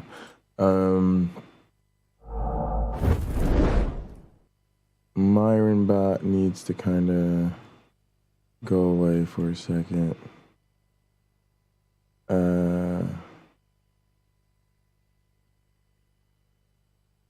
Yeah. Go chill somewhere. Go chill at the bar. No, I'll keep him down here. Keep Sam company. Hang out over here. All right. All right. Now, Sambot needs to come from this other computer and get on the spotlight towel. There you go. Now that he's done that, see, I'm doing like 3 gathers at once, y'all.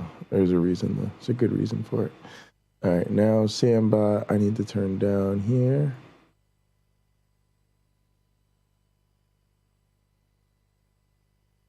Nice. Nice. Nice. All right, now I could pipe in that audio and play this. 3 years in prison. He's also a longtime advisor to President Trump and was in communication with President Trump throughout 2020. Mr. Trump pardoned Roger Stone on December 23rd, 2020. Now, recently, the Select Committee got footage of Mr. Stone before and after the election from Danish. Carrie Ann, you there? I'm here. Could you hear that from Myron Bot, okay? Yes, I Or can. no, actually from Sambot, rather? Yeah, Sambot's highlighted. Okay, good. Filmmaker Christopher Gilbert. And actually, let me share that screen real quick.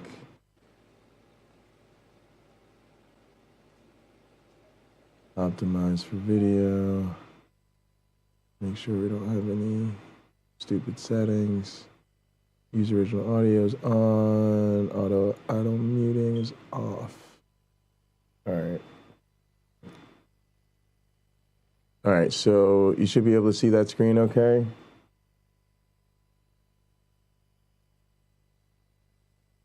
Carrie Ann? Yep, I've got picture. Nice. All right, picture, pursuant to a sound. And sound. Right before Perfect, the election. thank you so much. Here's Roger Stone talking about what President Trump would do after the election. Let's just hope we're celebrating. I really do suspect it'll still be up in the air. But when that happens, the key thing to do is to claim victory. Possession is 9/10 of the law. No, we won. Fuck you. Sorry, over. We won. Wow. You're wrong. No, we won. Fuck you. That's their real attitude, though. Fuck the Lord and let's get right to the violence. That's what I'm doing. It's no point. You have to start smashing pumpkins if you know what I mean. Oh, yeah. The Select Committee called Mr. Stone as a witness, but he invoked his Fifth Amendment right against self-incrimination. Do you believe the violence on January 6th was justified? On the advice of counsel, I respectfully decline to answer your question on the basis of the Fifth Amendment. And Mr. Stone, did you have any role in planning for the violence on January 6th? Once again, I will assert my Fifth Amendment right to decline to answer your question. Although we don't yet have all the relevant records of Roger Stone's communications, even Stone's own social media posts acknowledge that he spoke with Donald Trump on December 27th as preparations for January 6th were underway. In this post, you can see how Roger Stone talked about his conversations with President Trump. He wrote, "I also told the president exactly how he can appoint a special counsel with full subpoena power to ensure those who are attempting to steal the 2020 election through voter fraud are charged and convicted, and to ensure Donald Trump continues as our president. As we know by now, the idea for a special counsel was not just an idle suggestion. It was something President Trump had actually tried to do earlier that month. We know that Roger Stone was at the Willard Hotel on January 5th and 6th, and we know from other witness testimony that President Trump asked his chief of staff, Mark Meadows, to speak with Roger Stone and General Michael Flynn that night. In addition to his connection to President Trump, Roger Stone maintained extensive direct connections to two groups responsible for violently attacking the Capitol, the Oath Keepers and the Proud Boys. Individuals from both of these organizations have been charged with the crime of seditious conspiracy. Now, what is seditious conspiracy? It is a conspiracy to use violent force against the United States, to oppose the lawful authority of the United States.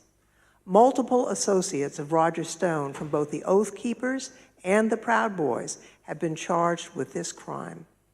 Close associates of Roger Stone, including Joshua James, have pled guilty to this crime. We know that at least 7 Oath Keepers who have been criminally charged provided personal security for Roger Stone or were seen with him on January 6th or in the weeks leading up to January 6th. For example, Joshua James, the leader of the Alabama Oath Keepers, provided security for Roger Stone and was with him on January 5th. This is the picture of the two together on January 5th. James entered the Capitol on January 6th. He assaulted a police officer. Earlier this year, he pled guilty to seditious conspiracy and obstruction of Congress. Another example is the married couple, Kelly and Connie Meggs. Now, Kelly Meggs was the leader of the Florida chapter of the Oath Keepers. Both he and his wife provided security for Roger Stone, and both are charged with leading a military-style stack attack of Oath Keepers, attacking the Capitol on January 6th. Perhaps even more disturbing is Roger Stone's close association with Enrique Tarrio, the national chairman of the Proud Boys. Roger Stone's connection with Enrique Tarrio and the Proud Boys is well documented by video evidence with phone records the Select Committee has obtained. House rules are 15 Tarrio, seconds and along with 15 other seconds, Proud but I'm Boys, turning them off has for been now for charged with practice. multiple crimes concerning the attack on January All right, the settings 6th, are right. I'm not going to start it. It'll go right into seditious it. Conspiracy. During the attack, Tarrio sent a message to other Proud Boys claiming, "We did that." He also visited the White House on December 12th. Later that day, he posted a disturbing video claiming credit for the attack. This video, posted on January 6th, was apparently created prior to the attack. This big lie, President Trump's effort to convince Americans that he had won the 2020 election, began before the election results even came in. It was intentional, it was premeditated, it was not based on election results or any evidence of actual fraud affecting the results or any actual problems with voting machines. It was a plan concocted in advance to convince his supporters that he won. And the people who seemingly knew about that plan in advance would ultimately play a significant role in the events of January 6th. Mr. Chairman, I yield back. Gentlewoman yields back. The chair recognizes the gentleman from Illinois, Mr. Kinzinger, for an opening statement. Thank you, Mr. Chairman. Very shortly after the election, the Trump campaign recognized that they had likely lost the election, and they informed Donald Trump of that fact. Even before the networks called the race for President Biden on November 7th, his chances of pulling out a victory were virtually non-existent, and President Trump knew it. Do you know if anybody ever told the president that he had lost? I just noticed how out of sync the audio is on this damn thing. I know that the president, when the networks called it, of course, he was informed about. Oh, it's not a big deal for us. Decision. That afternoon, at some point, myself and a handful of other folks went over and sat down with the president and communicated that the odds of us prevailing in legal challenges were very small. You know, after the election, as of November 7th, in your judgment, what were the chances of President Trump winning the election? After that point? Yes. At times, President Trump acknowledged the reality of his loss. Although he publicly claimed that he had won the election, privately he admitted that Joe Biden would take over as president. Here's a few examples of that. So we're in the Oval and there's a discussion going on. And the president says, I think it could have been Pompeo, but he says words to the effect of, yeah, we lost, we need to let that issue go to the next guy, meaning President Biden. I remember maybe a week after the election was called, I popped into the Oval just to give the president the headlines and see how he was doing. And he was looking at the TV and he said, "Can you believe I lost to this effing guy?" Mark raised it with me on the 18th.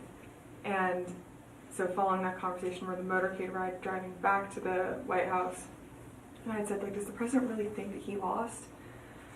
And he said, a lot of times he'll tell me that he lost, but he wants to keep fighting it. And he thinks that there might be enough to overturn the election, but he pretty much has acknowledged that he's lost.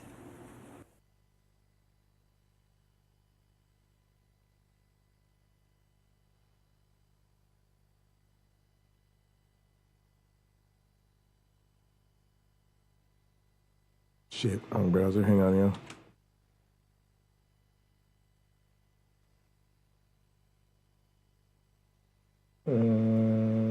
Yeah, it's the right one.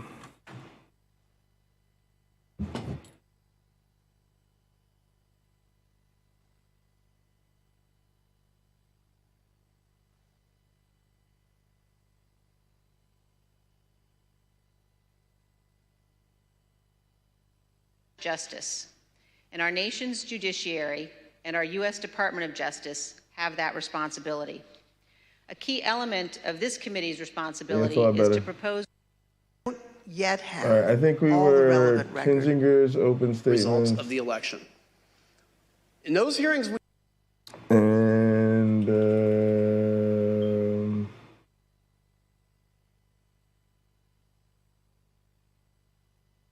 yeah, I don't remember this dude. All right, let's go back here. Yep, I remember her. Come on.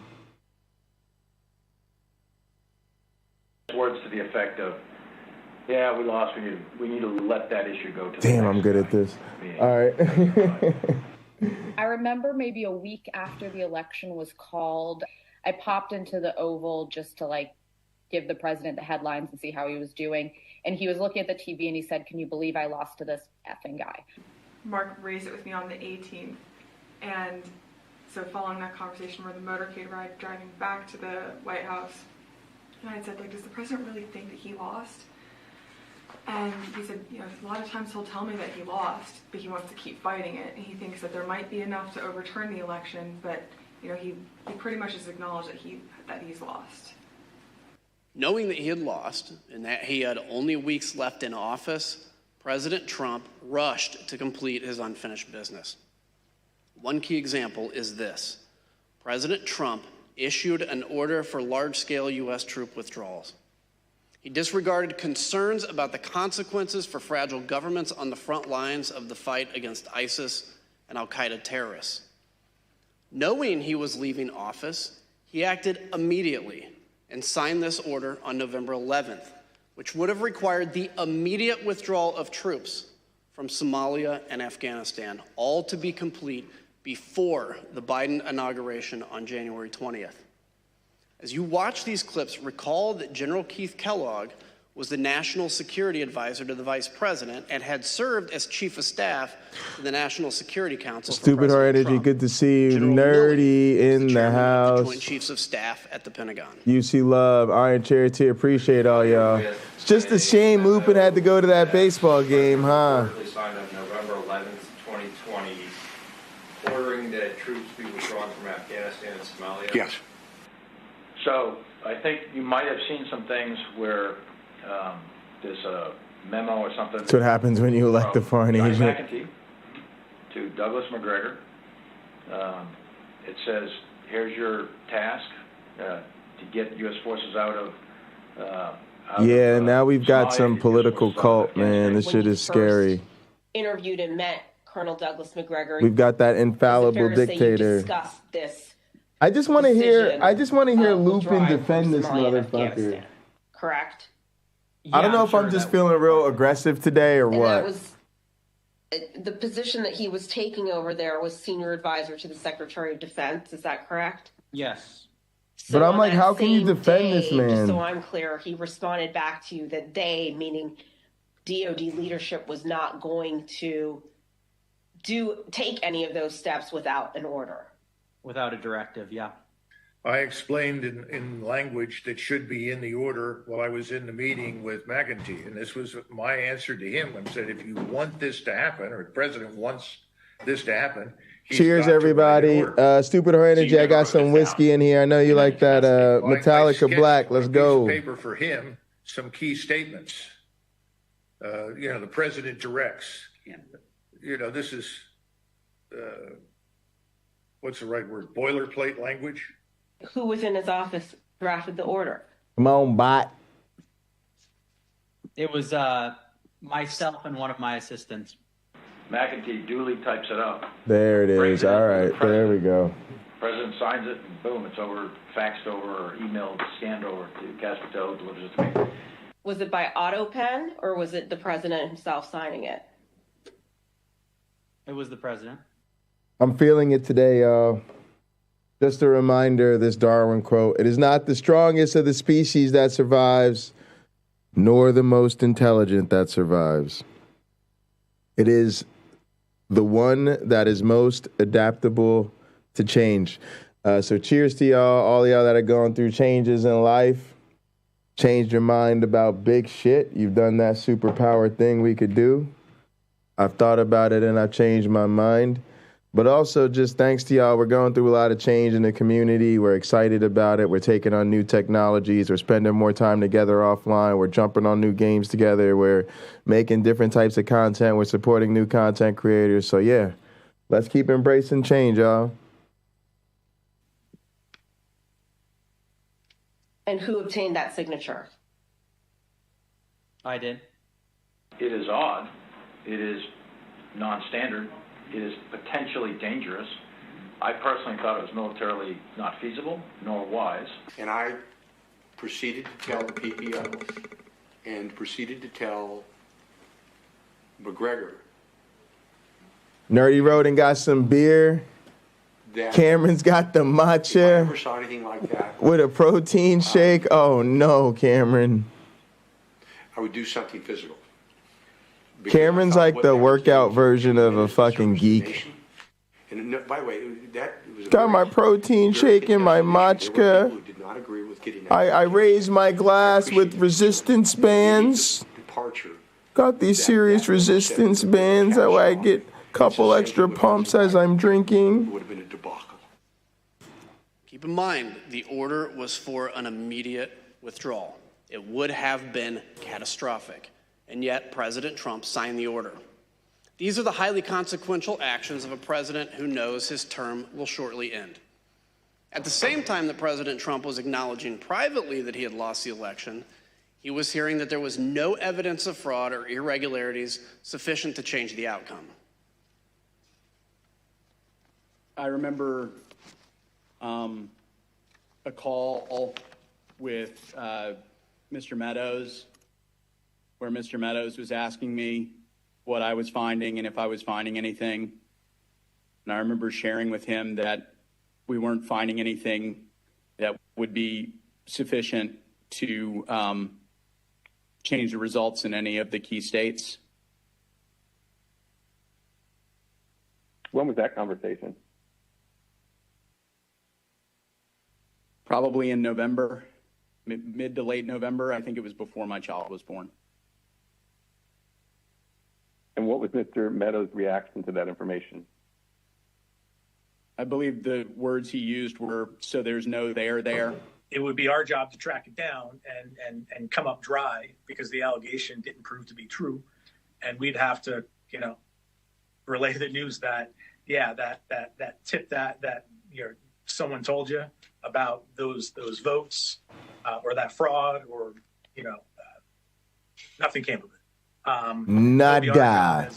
As Nothing. Truth-telling squad, and not a fun job to be. It's an easier job to be telling the president about wild allegations. It's a harder job to be telling him on the back end that that wasn't true. What was generally discussed on that topic was whether the fraud, maladministration, abuse, or irregularities, if aggregated and read most favorably to the campaign, would that be outcome determinative? And I think everyone's assessment in the room, at least amongst the staff, Mark Short, myself. I hear a keyboard, but I don't see James Apperson. Where's James Apperson? And Greg Jacob was that it was not sufficient. Oh, it's on the January 6th committee. It's their stenographer, I guess. To litigate genuine election disputes. Nobody argues that. The keyboard is like James's entrance music. I thought it was in our past hearings, we told you that the committee had identified a total of 62 election lawsuits filed by the Trump campaign and its allies it's so between good. November 4th and January 6th of 2021. Those cases resulted in 61 losses and only a single victory, which did not affect the outcome for any candidate. The claims were not supported by any sufficient evidence of fraud or irregularities. In fact, they were baseless, as judges repeatedly recognized. In none of these 62 cases was President Trump able to establish any viable claims of election fraud sufficient to overturn the results of the election. In those hearings, we shared with you the words used by judges around the country in rejecting the Trump campaign's claims. It's strong language criticizing the lack of evidentiary support for the claims of election fraud in those lawsuits. For example, a federal appeals court in Pennsylvania wrote, quote, "Charges require specific allegations and proof. We have neither here." A federal judge in Wisconsin wrote, quote, "The court has allowed the former president the chance to make his case, and he has lost on the merits." Another judge in Michigan called the claims, quote, "nothing but speculation and conjecture that votes for President Trump were either destroyed, discarded, or switched to votes for Vice Peace President out, Cameron. A federal judge in Michigan sanctioned 9 attorneys, including Sidney Powell, for making frivolous allegations in an election fraud case, describing the case as a historic and profound abuse of the judicial process. Recently, a group of distinguished Republican election lawyers, former judges, and elected officials issued a report confirming the findings of the courts. In their report entitled "Lost, Not Stolen," these prominent Republicans analyzed each election challenge and concluded this: Donald Trump and his supporters failed to present evidence of fraud or inaccurate results significant enough to invalidate the results of the 2020 presidential election. On December 11th, Trump's allies lost a lawsuit in the U.S. Supreme Court that he regarded as his last chance at success in the courts. A newly obtained Secret Service message from that day shows how angry President Trump was. Hey, Hippie Smiles, welcome. Quote, "Just FYI, POTUS Come get your avatar up in here, breaking news, yeah. Supreme Court denied his lawsuit. He is livid now." Cassidy See the Hutchinson, mods, we aide looking to like some Chief of bandits. Staff Mark Meadows, was present for that conversation and described it in this way. This is the day that the Supreme Court had rejected that case. Mr. Meadows and I were in the White House residence at a Christmas reception. And as we were walking back from the Christmas reception that evening, the president was walking out of the Oval Office, so we crossed paths in the Rose Garden colonnade. The president was fired up about the Supreme Court decision. And so I was standing next to Mr. Meadows, but I stepped back, so I was probably 2-3 feet catty corner from him, diagonal from him. The president's just raging about the decision and how it's wrong and why didn't we make more calls. And just his typical anger outburst at this decision. And the president said, he had said something to the effect of, I don't want people to know we lost, Mark. This is embarrassing. Figure it out. We need to figure it out. I don't want people to know that we lost. Our country is a country of laws where every person, including the president, must follow the law and respect the judgment of our courts. President Trump's closest advisors held that view both then and now. Well, do you believe the president should abide by the rulings of the courts? Oh, yes. We should all comply with the law at all times to the best of our ability, every one of us. So once the courts had ruled and the Electoral College had met, the election was over in your view? Yes, I think I've said previously that when the vice president made the certification and the litigation was complete, it was complete. When the Electoral College met on the 14th? Yes, as of December 14th, is that right? I think that's the right date, yes. I assume, Pat, that you would agree the president is obligated to abide by the rulings of the courts. Of course. And I assume you also would... Everybody is obligated to abide by rules, of course. And I assume you also would agree the president has a particular obligation to take care that the laws be faithfully executed. That is one of the president's obligations, correct. Ivanka, do you believe the president's obligated to abide by the rulings of the courts? I do. By mid-December of 2020, President Trump's senior staff were attempting to persuade him to concede the election. Can you imagine him in this situation? Nope. If your question is that I believe he should concede the election nope. at a point in time, yes, I did. December 14th was the day that the states certified their votes and sent them to Congress. And in my view, that was the end of the matter. I didn't see, I thought that this would lead inexorably to a new administration. I told him that my personal viewpoint was that the Electoral College had met, which is the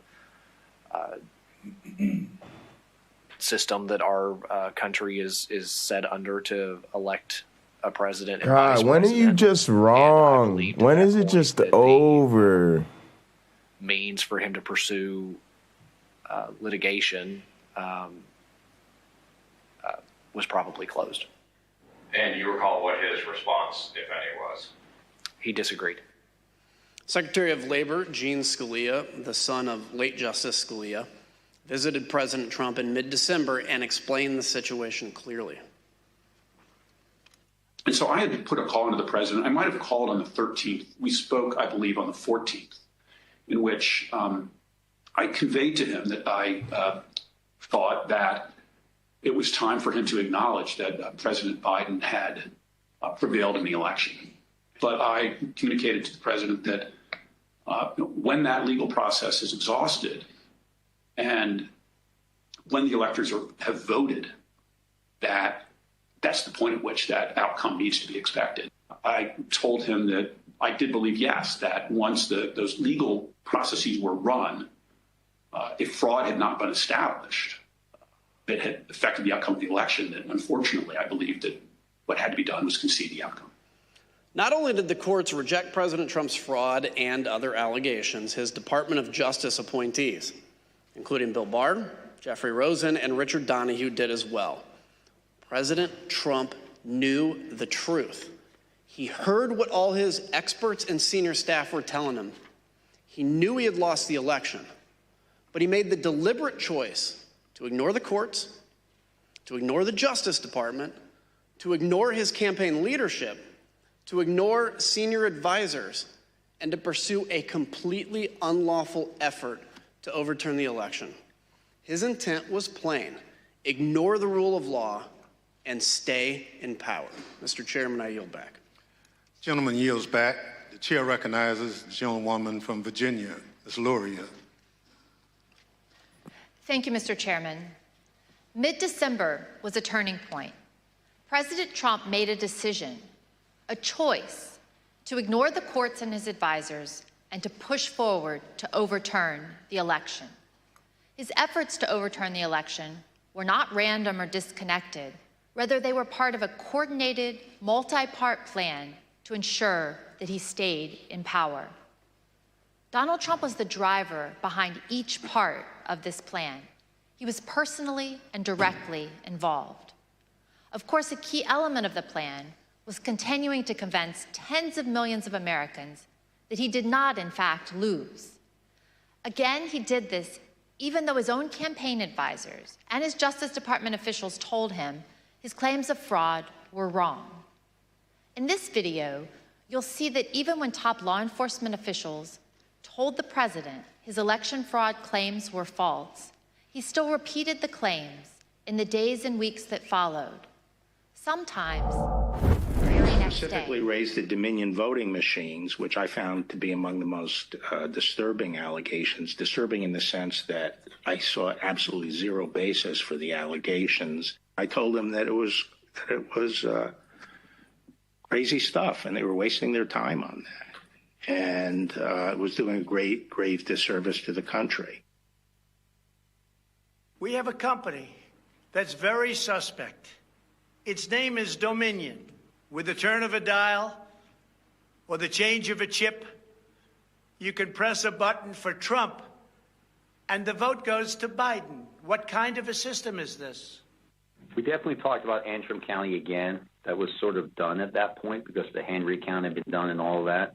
But we cited back to that to say, you know, this is an example of what people are telling you and what's being filed in some of these court filings that are just not supported by the evidence. And this is the problem. The problem is people keep telling you these things and they turn out not to be true. In addition, there is the highly troubling matter of Dominion voting systems. In one Michigan county alone, 6,000 votes were switched from Trump to Biden, and the same systems are used in the majority of states in our country. I went into this and would, tell them how crazy some of these allegations were and how ridiculous some of them were. I'm talking about some of the ones like, more absentee votes were cast in Pennsylvania than there were absentee ballots requests. Stuff like that. It was just easy to blow up. There was never an indication of interest in what the actual facts were. There were more votes than there were voters. Think of that. You had more votes than you had voters. That's an easy one to figure. And it's by the thousands. Then he raised the big vote dump, as he called it, in Detroit. And that, he said people saw boxes coming into the counting station at all hours of the morning. And I said, Mr. President, there are 630 precincts in Detroit, and unlike elsewhere in the state, they centralized the counting process, so they're not counted in each precinct. They're moved to counting stations, and so the normal process would involve boxes coming in at all different Hippie hours. smiles, I really don't know. I mean, we've had the fortune of having conversations with him. I'm glad we know some of them, but I don't get how they don't see this. I don't understand. 149,000. They're just wrong. It's crazy. Votes came in unexpectedly. With regard to Wait, Georgia, that's the we wrong looked at the scene. tape, we interviewed the witnesses. Is it? There is no suitcase. The president kept Yeah, it is. fixating on this suitcase that supposedly had fraudulent ballots and that the suitcase was rolled out from under the table. And I said, no, sir, there is no suitcase. You can watch that video over and over. There is no suitcase. There is a wheeled bin where they carry the ballots, and that's just how they move ballots around that facility. There's nothing suspicious about that at all. Election officials pulled boxes, Democrats, and suitcases of ballots out from under a table. You all saw it on television. Totally fraudulent. This happened over and over again, and our committee's report will document it. Purposeful lies made in public directly at odds with what Donald Trump knew from unassailable sources, the Justice Department's own investigations and his own campaign. Donald Trump maliciously repeated this nonsense to a wide audience over and over again. His intent was to deceive. President Trump's plan also involved trying to coerce government officials to change the election outcome in the states he lost. He personally reached out to numerous state officials and pressured them to take unlawful steps to alter the election results in those states. These actions, taken directly by the president himself, made it clear what his intentions were: to prevent the orderly transfer of power. We all recall, for example, President Trump's tape-recorded call with Georgia Secretary of State Brad Raffensperger. At the time this call occurred, President Trump had already been told repeatedly by the U.S. Justice Department, by his campaign, and by his advisors that his allegations of fraud in Georgia were false. So, look, all I want to do is this. I just want to find 11,780. I just want to find votes I didn't earn. One more than we have, because we won the state. Look, we need only 11,000 votes. We have far more than that as it stands now. We'll have more and more. So what are we going to do here, folks? I only need. Yeah, me too. I think they got to be held responsible, similar to this Alex Jones stuff. I just want to find 11,000. They got to be held responsible for what they put out. Like, that's just craziness. Demand by the president, Just especially getting since people he already killed. knew It's from the craziness. Justice Department there was no genuine basis for this request. No one could think it would be legal for the Secretary of State to simply find the votes the president needed in order to win. Secretary Raffensperger told the president the truth, that he lost the election in Georgia. But President Trump did not accept that answer. Instead, he suggested that Secretary Raffensperger himself might be prosecuted. That's a criminal offense, and you can't let that happen. That's a big risk to you and to Ryan, your lawyer. That's a big risk. Your lawyer. We know that President Trump's White House advisors reacted negatively. Immediately after the call, Cassidy Hutchinson had a conversation with Chief of Staff Mark Meadows. I remember looking at Mark and I said, Mark, you can't possibly think we're going to pull this off. Like, that call was crazy. And he looked at me and just started shaking his head, and he was like, no, Cass, he knows it's over. He knows he lost, but we're going to keep trying. There's some good options out there still. We're going to keep trying. This call and other related activity is now the focus of an ongoing criminal investigation in Fulton County, Georgia. And Georgia's not the only state where President Trump tried to pressure state officials to change the results. He also attempted to pressure state officials in Arizona, Pennsylvania, and Michigan to change the results in those states as well. While President Trump was pressuring state officials, he was also trying to use the Department of Justice to change the election result. His top officials told him that there was no evidence to support his claims of fraud, but he didn't care. As he told them, just say the election was corrupt and leave the rest to me and the Republican congressmen. When these officials would not do what he said, President Trump embarked in an effort to install Jeff Clark as acting attorney general, solely because he would do what others in the department would not do. We know that Trump was doing so for a specific purpose, so Clark could corruptly employ the Justice Department's authority to help persuade the states to flip electoral votes. For example, when Richard Donahue and Jeff Rosen, both appointed by President Trump, learned of Mr. Clark's proposal, Sorry, I didn't do that to here's me, why yo. they said they forcefully rejected it. And I recall toward the end saying, what you're proposing is We nothing needed that less volume than the United bump. States Justice Department meddling in the outcome of a presidential election. But more importantly, this was not based on fact. This was actually contrary to the facts as developed by department investigations over the last several weeks and months. So I responded to that, and for the department to insert itself into the political All right, y'all. process If we get this to way, one more person, I I'm think giving would have everybody 15 had million. grave consequences for the country. For some It may reason, I very see well have 14 spiraled on us into a constitutional crisis. restream. We know from our investigation Boom. that President Trump offered Jeff Clark the position of acting attorney general. and that Jeff Clark had decided to accept it. The only reason this ultimately did not happen is that the White House counsel and a number of Justice Department officials confronted the president in the Oval Office and threatened mass resignations. Mass resignations. And I said something to the effect of, you're going to have a huge personnel blowout within hours because you're going to have all kinds of problems with resignations and other issues. And again, these motherfuckers are still trying to tell us he's like the greatest president ever, even though you have these bona fide conservative career political operatives and administrative people, and they're quitting. And that's not going to be in anyone's interest.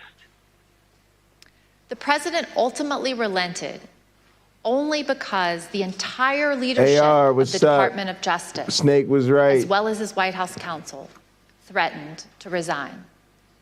Mr. Chairman, I yield back. The young woman yields back. The chair recognizes the young woman from Florida. It is funny that he appointed all them judges thinking that, because he only appointed them thinking he'd get some kind of loyalty. President Trump's efforts to unlawfully overturn the results of the 2020 election were not limited to the big lie and pressuring state officials and the Department of Justice officials. Another key part of the president's effort was a scheme to assemble fake electors to cast false electoral votes in the states that President Trump lost. This was something done not only with the president's knowledge, but also with his direct participation. Ronna McDaniel, chair of the Republican National Committee, testified before this committee that President Trump and his attorney, Dr. John Eastman, called her and asked her to arrange for the fake electors to meet and rehearse the process of casting their fake votes. To rehearse the process of casting their fake votes? Again, I don't remember the exact date. It was from the White House switchboard, and it was President Trump who had contacted me. And did President Trump have anyone else on the line with him? He introduced me to a gentleman named John Eastman.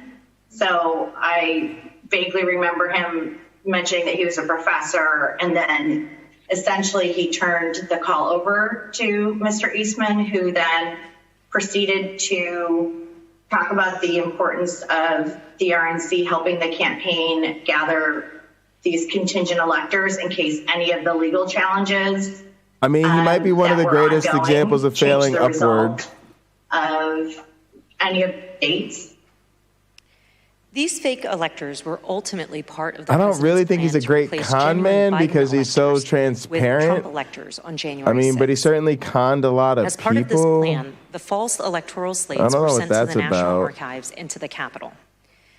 The fake electors plan was also tied to another plan, the coercive pressure campaign to make Vice President Mike Pence reject or refuse to count certain Biden electoral votes so that President Donald Trump would, quote, win re-election instead. Here's what Vice President Pence has said about this scheme. President Trump said I had the right to overturn the election. But President Trump is wrong. I had no right to overturn the election. The presidency belongs to the American people and the American people alone. And frankly, there is no idea more un-American than the notion that any one person could choose the American president. Make no mistake, President Trump knew that what he was demanding Vice President Pence do was illegal. He was informed of this repeatedly, and specifically on January 4th. Even his lawyer, John Eastman, admitted in front of President Trump that this plan would break the law by violating the Electoral Count Act. Did John Eastman ever admit, as far as you know, in front of the president, that his proposal would violate the Electoral Count Act? I believe he did on the 4th. And Dr. Eastman confirmed this in writing. Recall this email written on January 6th, in which Vice President Pence's counsel asked Dr. Eastman, did you advise the president that in your professional judgment, the vice president does not have power to decide things unilaterally? Dr. Eastman replied, he's been so advised. Of course, President Trump's own White House counsel, Pat Cipollone, also recognized that this plan was unlawful. Here is Mr. Cipollone's testimony. My view is that the vice president didn't have the legal authority to do anything except what he did. There is no doubt that President Trump's pressure campaign on Vice President Pence was significant. On the morning of January 6, President Trump called the vice president from the Oval Office and demanded that he overturn the results of the election. Numerous witnesses told the Select Committee about the invective that President Trump leveled at his own vice president. Something to the effect, the wording's wrong. I made the wrong decision 4 or 5 years ago. Wow. And the word that she relayed to that the president called the vice president, I apologize for being impolite, but do you remember what she said her father called him? The P word. But Vice President Pence didn't waver even when his own life was endangered by President Trump and the rioters at the Capitol on January 6th, as you'll see in more detail later. A federal judge concluded, based on this and other evidence, that President Trump's pressure campaign against the vice president likely violated multiple criminal statutes. In the end, all these people, Department of Justice officials, state elections officials, his own vice president, stood strong in the face of President Trump's immense pressure. But as we now know, President Trump had already summoned tens of thousands of his supporters to Washington on January 6th to take back their country. On December 19th, President Trump first told his supporters to come to Washington. In this and numerous other tweets, he fraudulently and repeatedly promoted January 6th as the day Americans could come and change the election outcome. For weeks, President Trump worked with others to plan the rally, intending all along that he would send an assembled crowd of angry supporters to the Capitol after his speech on the ellipse on January 6th. We obtained a text message that one rally organizer sent on January 4th. In part, it reads that, quote, POTUS is going to have us march there / the Capitol, and POTUS is going to just call for it unexpectedly. I mean, Again, one of the things the things I really can't stand about this is that pressure campaigns against Mike state Pence officials, saved the fucking pressure day. campaign against the Department of Justice and his vice president, the fake electors, summoning the mob. All of this demonstrates President Trump's personal and substantial role in the plot to overturn the election. Should have called him a He was ball sack. intimately involved. He was the central player. Thank you, Mr. Chairman, and I yield back. Gentlewoman yields back. The chair recognizes the gentleman from California, Mr. Schiff, for an opening statement. Thank you, Mr. Chairman. In our past hearings, you have seen direct evidence that President Trump sent a crowd of his supporters to the Capitol on January 6th, knowing they were armed and angry. This was the last, most desperate and dangerous prong of his plan to disrupt the joint session and prevent the orderly transition of power. On the morning of the 6th, Also, gang, so some of you guys know I was originally intending to stream my class this semester, and then we decided not to because I was getting harassed by Robert Beatty. Then I was gonna maybe have a conversation with Ken Hovind, but then that didn't happen for the same reason. But today, my students did my sort of exercise, the Evita Ed exercise that I came up with as part of my dissertation work. And I showed them footage from the Gustick Gibbon video where I was talking to Donnie and Bible research tools. And then I showed them some footage from the Ken Hovind debate.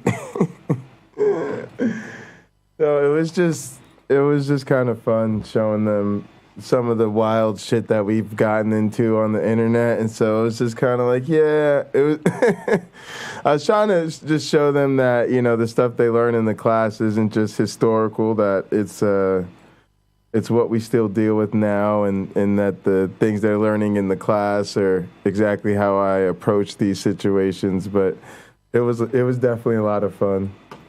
Secret Service they had a bunch of good laughs, I'll put it that way. Was at the ellipse, screening the members of the crowd as they entered the rally site.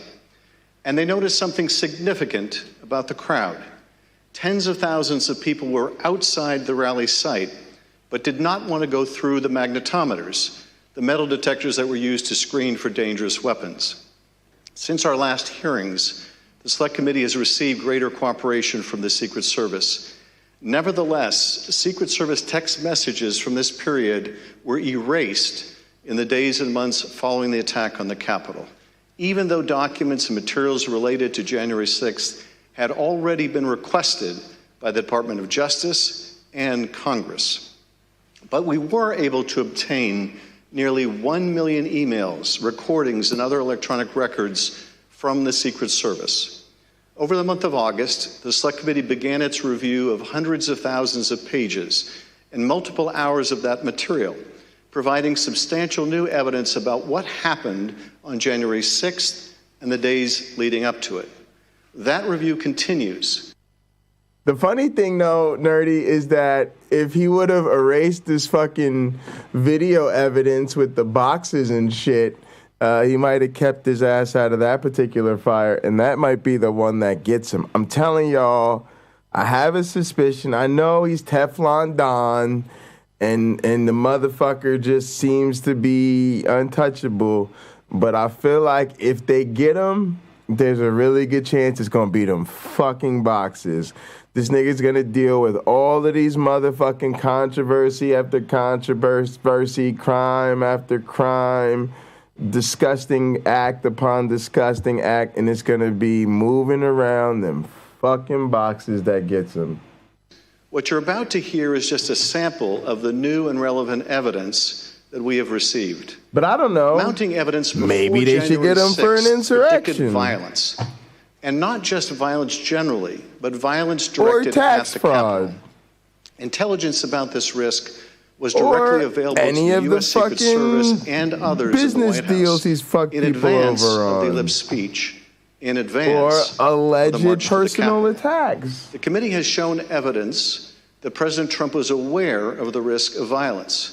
The FBI, U.S. Capitol Police, Metropolitan Police, and other agencies all gathered and disseminated intelligence suggesting the possibility of violence at the Capitol prior to the riot. We're now going to show you just... Nah, he didn't have the Secret Service in his pocket because he tried to throw hands at the Secret Service. Apparently he was going to try to choke one of the Secret Service out when they wouldn't take him back to his little insurrection party. Just a sample. Why don't we have footage of that? Why do we have footage of everything, but we don't have footage inside the fucking, Trump's vehicle when he's fucking attacking and trying to fucking go MMA on the Secret Service agent? Oh my goodness. And what would we have done if that Secret Service agent just whooped the president's ass because he just felt like, he was in trouble? I mean, personally, I just think that would have been perfectly appropriate. I mean, the man lunged at him with all of with his little hands and shit. So if he'd have just karate chopped him real quick and knocked him out. The evidence we have received. Apparently he's got more restraint than I do. Days before January 6th, the president's senior advisors at the Department of Justice and FBI, for example, received an intelligence summary that included material indicating that certain people traveling to Washington but what about when the president becomes a threat to himself and the people Capitol. protecting him? This summary noted online you gotta karate chop him to the arteries real quick. Buildings, rhetoric about invading the Capitol you building, were and plans to gonna do harm some really themselves stupid shit and to engage in political violence at the event. Other agencies were also hearing predictions suggesting possible violence at the Capitol. On a call with President Trump's White House National Security Staff in early January 2021, Deputy Secretary of Defense David Norquist had warned about the potential that the Capitol get sent to Congress. would be the target of the attack. Here's General Mark Milley, who was also present for this call, describing Deputy Secretary Norquist's Cassie warning. was there in the limo. So during I heard they told her about it afterwards. Hindsight because he was almost like clairvoyant. She was in the room a lot of other times, though. The greatest threat is a direct assault on the Capitol. I'll never forget it. This email, for example, was an alert that the Secret Service received on December 24th with the heading, "Armed and Ready, Mr. President." According to the intelligence, multiple users online were targeting members of Congress, instructing others to march into the chambers on January 6th and make sure they know who to fear. In this report, received on December 26th, a Secret Service field office relayed a tip that had been received by the FBI. According to the source of the tip, the Proud Boys plan to march armed into D.C.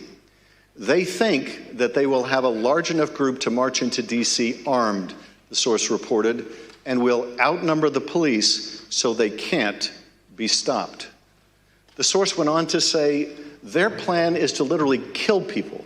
Please take this tip seriously and investigate further. The source also made clear that the Proud Boys had detailed their plans on multiple websites, like the Donald.win. Let's pause here. The Secret Service had advance information more than 10 days beforehand regarding... You know what, I was going to make a joke about how we should give the Proud Boys some credit because they can actually use the internet. But I kind of think that that's kind of where we have to draw the line in the sand, right? Like, if you can successfully use the internet, then you apparently have sufficient competencies to understand that you're sitting on some bullshit with certain things. So, I'll give you guys a perfect example. Otangelo. I'm just over it. I'm bored. He's just dumb. And I don't know if he doesn't get it or is too seriously committed and I don't know. I don't care anymore. I'm exhausted. Who cares? It doesn't matter. Because they're weaponizing that. They're finding these boundaries to where we don't know. They're intentionally masquerading their ignorance and mixing it up with their emotional commitments, but then trying to be decent people, but then writing 300-page books so they can show how smart they are, but then they don't read the things you write, but then they tell you you should really read their book, but then they don't read the books outside. It's just fuck that shit. Fuck all that shit. And they can't prove shit, and we all know they're wrong. And at the end of the day, if I can't just straight up be real with you and be like, yo, you're wrong.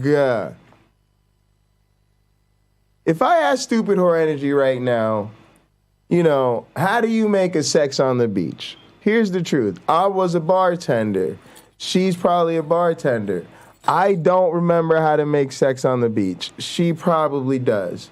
If I say to her, I don't remember how to make it, and she tells me the recipe and I look it up and she's right, then I gotta just be like, you were right, I was wrong. So these motherfuckers who are like, oh, I'm about the Shroud of Turin, that's been debunked. Oh, I'm about intelligent design, that's been debunked. Oh, I'm about Jesus, he's been debunked. I mean... You got motherfuckers like Lupin. The motherfucker is taking an automatic rifle to white people at a country music concert, shooting fucking fish in a barrel, and the motherfucker Lupin's gonna tell us, yeah, that was the FBI and the CIA with a false flag operation run by the left to promote gun control. All right, well, if you got enough creativity to concoct that fucking horse shit, then guess what? Go fuck yourself for believing that fucking bullshit. Like, I'm sorry. Some people are stupid. Some people are wrong. Some people are dumb. Some people are crazy. Some people are ignorant as shit. And I really don't have time to be sitting around. I'm not a fucking psychologist. It's not my job. I'm out here to spit facts and break backs. If I spit the actual factuals to you and you don't correct your shit, because you're not trying to get in line, then go fuck yourself. You're not trying to get in line. You're committed to some fucking nonsense. And at that point, our conversation is over. If I spit a couple shit tests at you to make sure you see if you know what you're doing and you don't, then it's like, y'all, whatever, it's cool, but like, I'm not gonna waste my time. I let you know you were wrong. I'm sorry. You might say I should be humble or nicer or whatever the fuck, but the truth is, I'm humble enough, I'm nice enough to tell you when you're wrong. That's what I'm tired of not getting my propers for. People think I'm mean. I'm not mean. You gotta think about it. These people go through their whole fucking life and they're full of shit. And all these people who say that they're so fucking nice and kind, I think are a bunch of fucking pussies. I think they're a bunch of grown-ass people who are so afraid of an uncomfortable conversation. Guess who's not? I'm sorry, y'all. I've been locked up. I've been put in fucking psych wards. I've had my fucking heart broken. You know, I've had falling outs with family members. I fucking, had to spend time away from school and come back and all of this shit. I've been disqualified and embarrassed on Fox News. Like, I've just been through enough shit in my fucking life. I'm a black bipolar dude that, like, I wish I'd be scared of hurting somebody's feelings in an uncomfortable conversation because I told them they were wrong because they were wrong. Like, and I'm sorry, like, part of the reason, let's just talk about what it is. Part of the reason people like me end up where I'm at and people like them don't, and people like y'all end up not being fucking morons, is because if somebody told you were wrong about some shit, you fucking looked into it, you were like, hang on, maybe I'm wrong about some shit. You looked it up and you fucking learned something and you stopped sitting on that bullshit. These motherfuckers who refuse to learn deserve to be called out and treated like the motherfucking shameful motherfuckers who refuse to learn. Ain't nothing nice or honorable or glorious about it. And I guess I'm getting more aggressive because I'm just so sick of hearing people stand up for these fools. Oh, but not all Christians. So many of them are so nice and they're so... Man, get the fuck out of here. Come tell me about how nice the Nazis were. You know, not every Nazi... Do you know why most people were Nazis, dog? Do you know why most people work with the Nazis, huh? Tell me why the fuck most people work with the Nazis. Is it because they hated Jews? If you think most people work with the Nazis because they hated Jews, number one, you're a fucking idiot. And number two, you haven't watched or learned or read a goddamn thing about people, why would they work with the Nazis. I'm going to tell everybody one time real straight why motherfuckers work with the Nazis. And if you don't believe me, come fucking fact check me on this. Most motherfuckers who work with the Nazis that were not explicitly SS or whatever the fuck soldiers, part of the fucking Hitler Army administration dealio, worked with the Nazis. Why? What? Because they hated Jews? No. Because the Nazis paid well. Plain and simple. When the Nazis wanted to do some shit for you, with you, they paid your ass properly. And people were like, yeah, I really didn't like what they was doing and shit, but I have bills to pay, and you see what I'm saying? I do the thing. I make the fucking tools. They needed the tools. They always paid extra crispy for the tools, so I made them fuckers some tools. Oh, them fuckers needed some doorknobs and some shit and some services and shit and some legal help and all of this shit. Yeah, them niggas always paid the bills extra crispy right on time and shit. Yeah, that's it. Right? But does anybody go around today going, well, Jay, you know, not all the people who helped out the fucking SS were really bad people. Most of them were really, really good people who were caught up in the socioeconomic struggles of the time and given the hard time, faced with hard choices and not too many options, they simply fell prey to the economic power of the Kremlin. And hang on a second, what is this dog doing? Get your little self over here. Let me take this fool outside. But yeah, don't tell me that fucking horse shit. Regarding the Proud Boys planning for January 6th. Sticking up for these ridiculous people. We know now, of course, that the Proud Boys and others did lead the assault on our Capitol building. On December 31st, agents circulated intelligence reports that President Trump's supporters have proposed a movement to occupy Capitol Hill.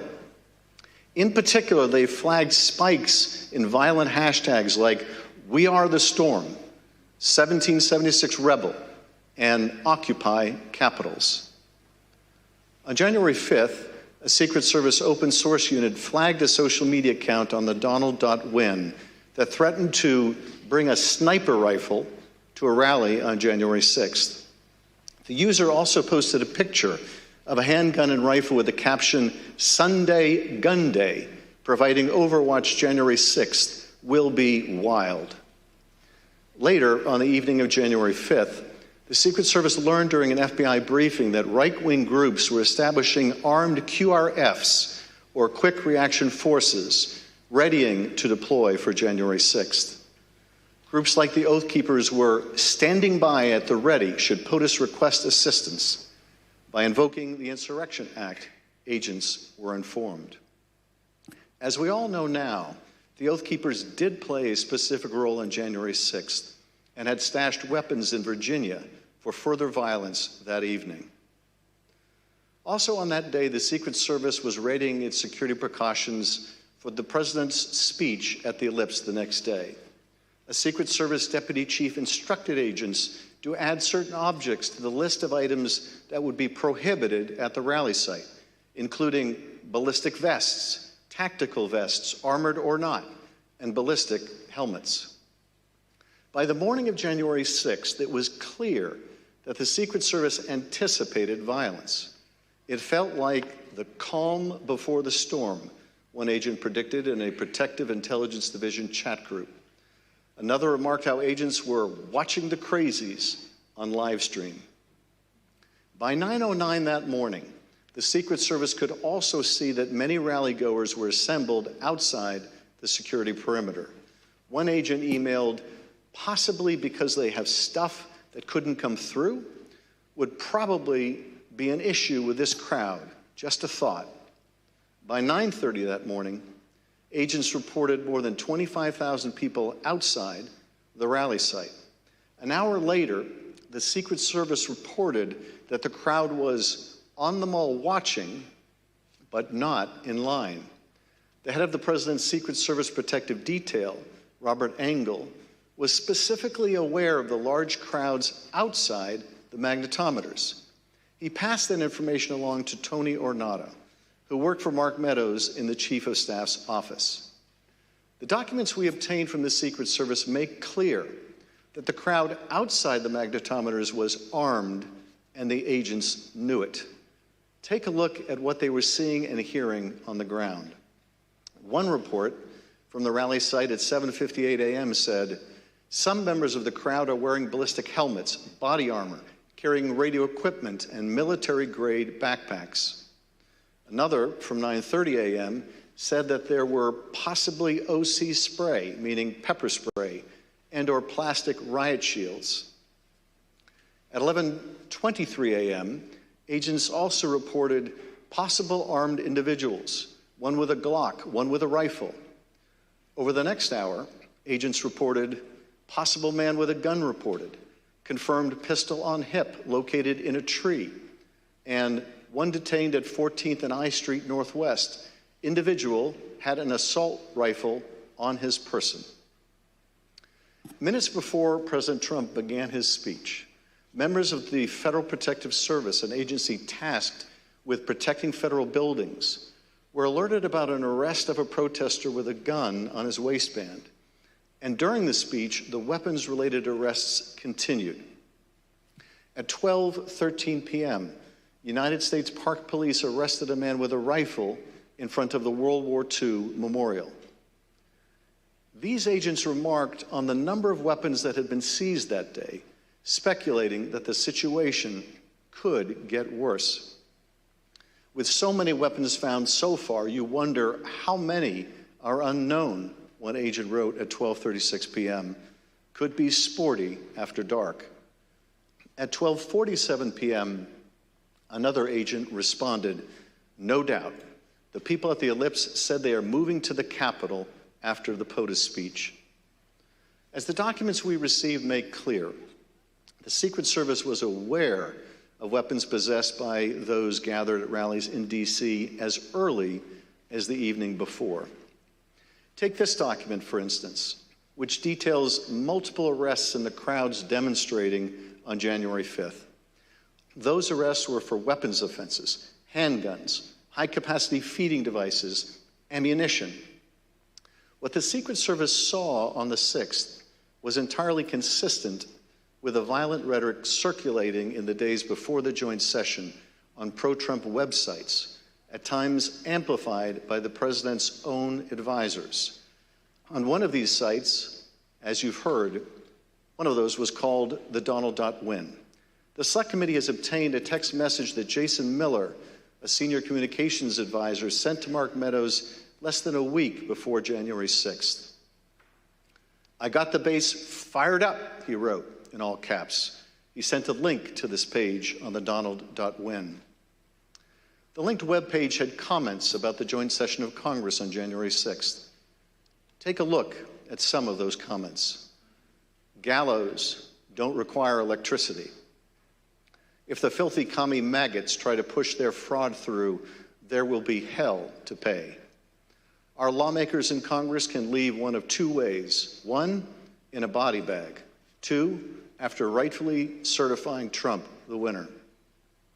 Mr. Miller claimed that he had no idea about the hundreds of comments like these in the link that he sent to Mark Meadows. If I had seen something like that, I probably would have flipped it to someone at the White House. Or if I had seen something of that nature, I would have said we got to flag this for Secret Service or something of that nature.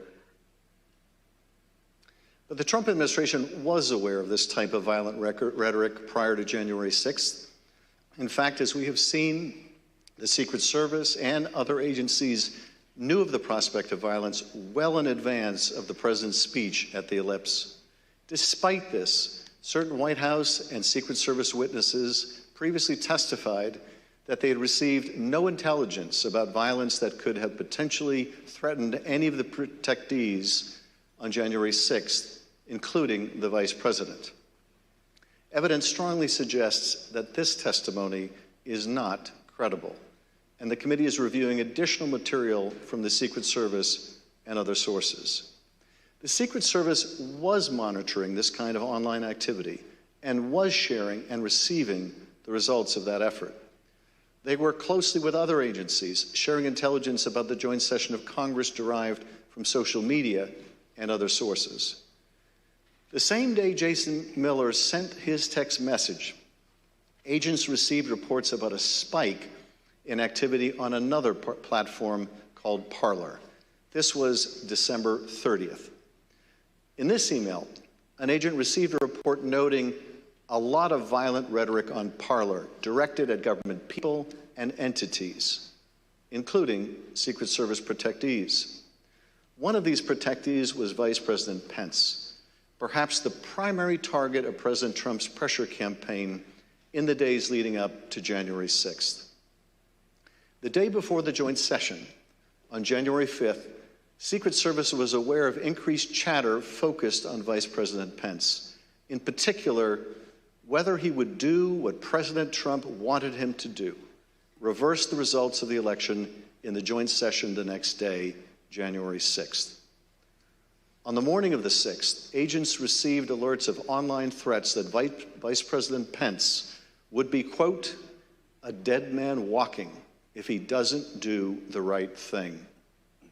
Another agent reported, quote, I saw several other alerts saying they will storm the Capitol if he doesn't do the right thing. The anger reflected in these postings was obvious, the man at the center of the storm on January 6th, President Trump.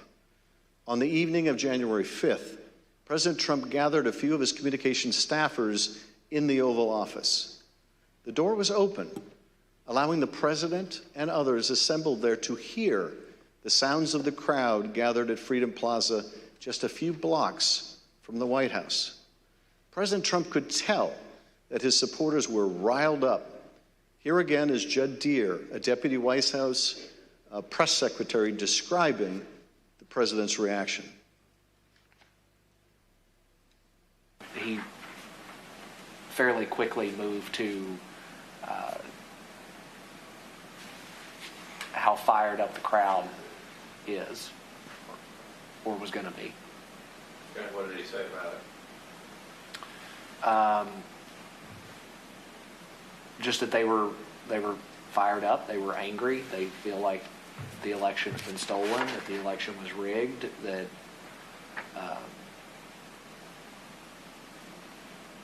he went on and on about that for a little bit. Yes, the president knew the crowd was angry because he had stoked that anger. He knew that they believed that the election had been rigged and stolen because he had told them falsely that it had been rigged and stolen. And by the time he incited that angry mob to march on the Capitol, he knew they were armed and dangerous. All the better to stop the peaceful transfer of power. Mr. Chairman, I yield back. Gentleman yields back. At this point in our meeting, we'll take a brief recess. Pursuant to the order of the committee of today, the chair declares the committee in recess for a period of approximately 10 minutes.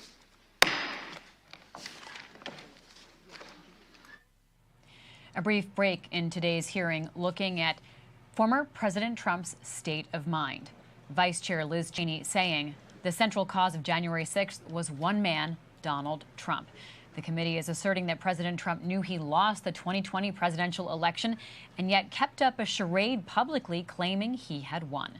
This is a special report from the Washington Post. I'm Libby Casey, and I'm joined by James Hohman. James, we're hearing from committee members one by one, each taking part of this equation, what Donald Trump knew, when he knew it, and then how he acted regardless of what he knew.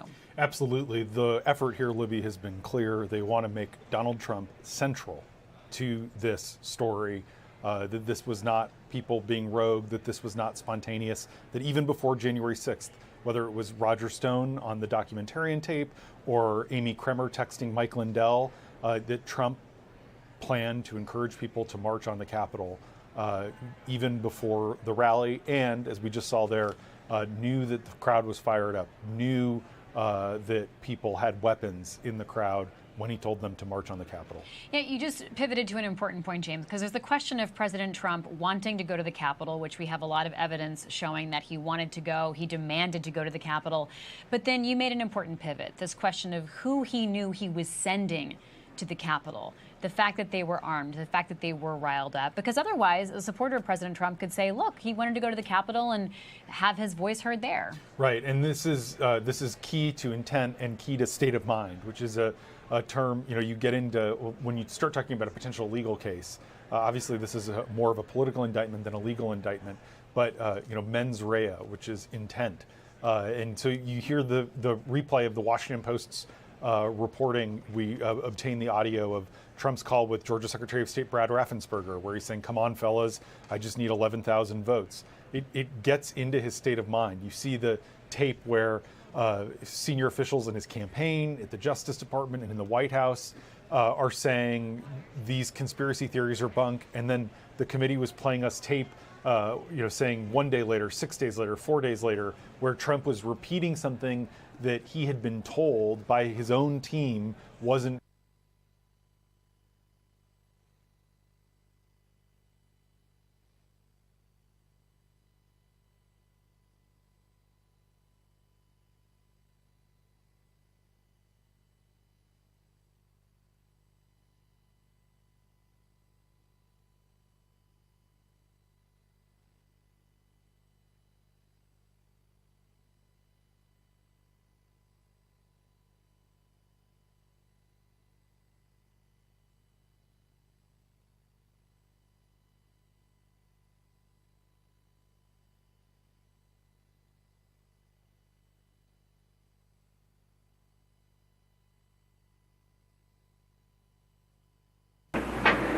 Amy culminated over 10 million men, women, and children in these concentration camps. Amy culminated over 10 million men, women, and children in these concentration camps. Amy culminated over 10 million men, women, and children in these concentrations. Situation 1934, 1945. Million men, women, What you just saw, in these concentrations. situation 1934, 1945. Million men, women, What you just saw, in these concentrations. situation 1934, 1945. Million men, women, What you just saw, in these concentrations. situation 1934, 1945. Million men.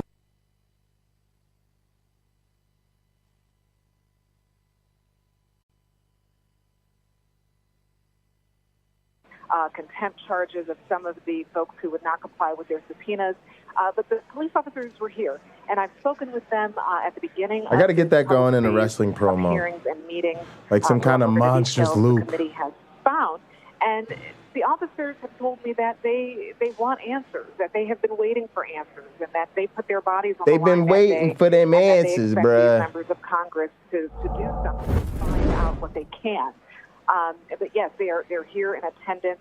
And it's again. Yeah, I unmuted a thing and it unmuted all my tabs instead of just the one. Most of us who have been following this committee's work, It was a lot of this stuff they're going over not today what is we were looking for review. there. And we heard that from the chairman as well, where he said in the beginning that Now I gotta many get my people might damn be chat familiar back with up. what they are talking about today. But they are sort of putting together all of the details, stringing them together to show that Trump was at the center of the plans that led to the 6th. Like wanted to get in rally troops December of 2020, and let's get it. And this select committee investigating January 6th and the attempts to overturn the 2020 election.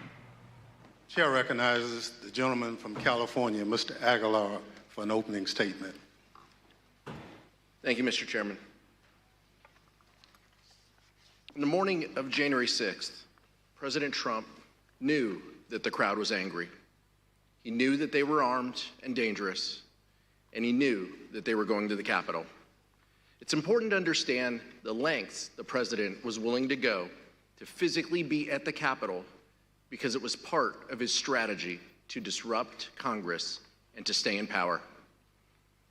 As the time for the Ellipse rally approached, an email was circulated among intelligence officials, including Secret Service intelligence official, attaching communications among rallygoers that specifically contemplated violence.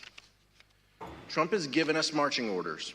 One post on the Donald.win wrote, basically, if you're east of the Mississippi, you can and should be there.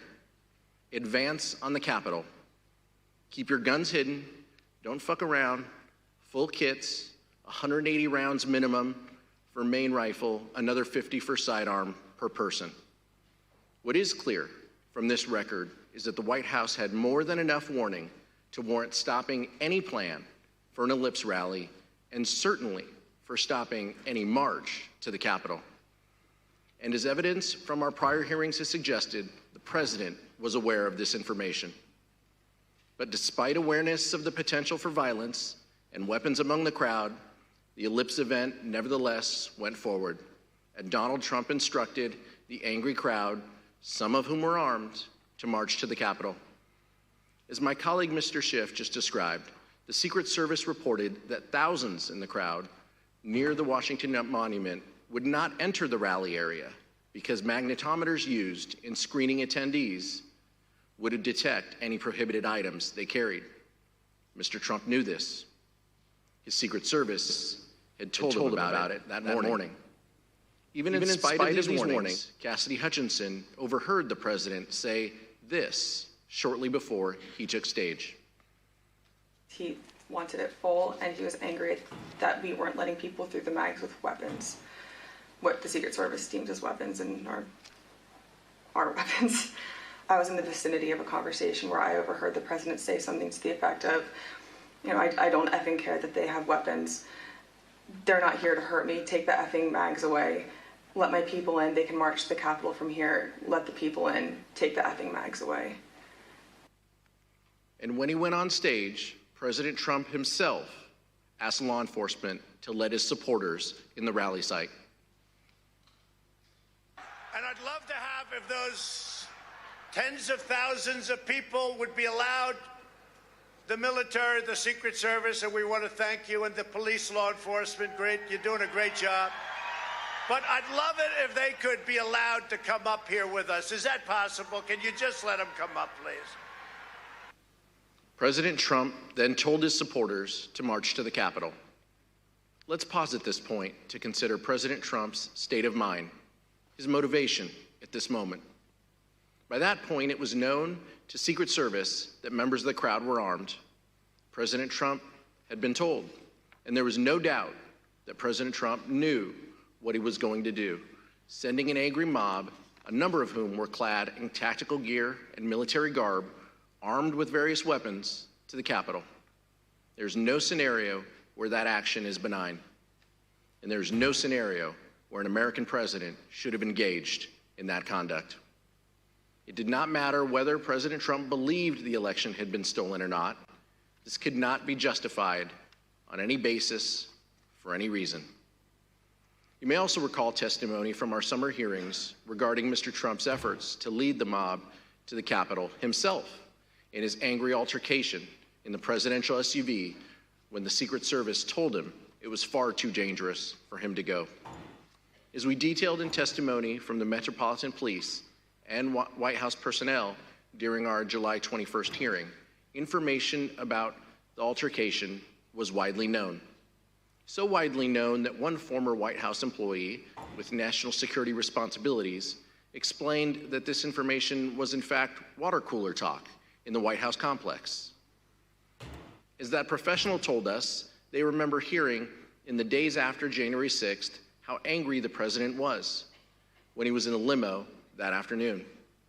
That professional also testified that they were specifically informed of the president's irate behavior in the SUV by Mr. Ornato in Mr. Ornato's office. It was Yeah, Mr. that's Engel Cassidy Hunch. with Mr. Ornato. Where she in talked about office. that They meeting as expressed well. to me that the president was irate, on the drive up. Mr. Engel did not deny the fact that the president was irate. That, of course, corresponds closely with the testimony you saw this summer from Cassidy Hutchinson, a Metropolitan Police officer who was in the motorcade, and from multiple sources. Additionally, after concluding its review of the voluminous additional Secret Service communications from January 5th and January 6th, the committee will be recalling witnesses and conducting further investigative depositions based on that material. Hang on, I want to move the bot.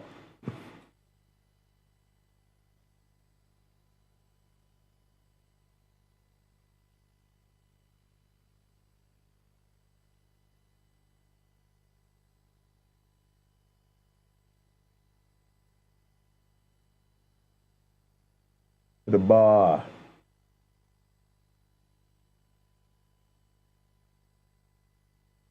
All right. Oh, I wanted to see if I could see my screen, my card screen. Not only can I see it, it looks sexy. All right, y'all, this is the thing I've been telling you.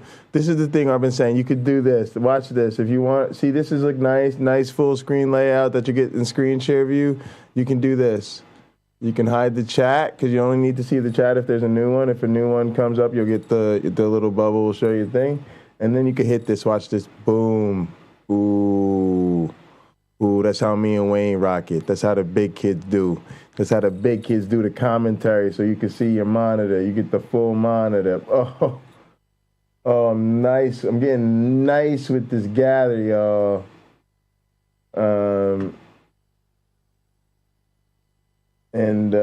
Yeah, actually, I don't even need to see this right now. I'm using the other one. All right, so hang on. Let's put this back over here for now. Actually, you know what? Here, put it in map view.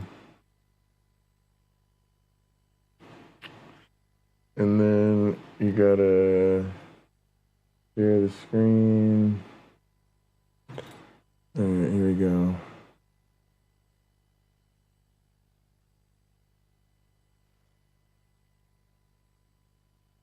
Optimize for video. Following that activity, we will provide even greater detail in our final report. And I will also note this.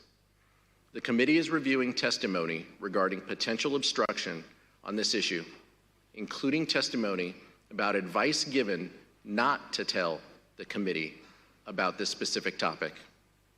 We will address this matter in our report.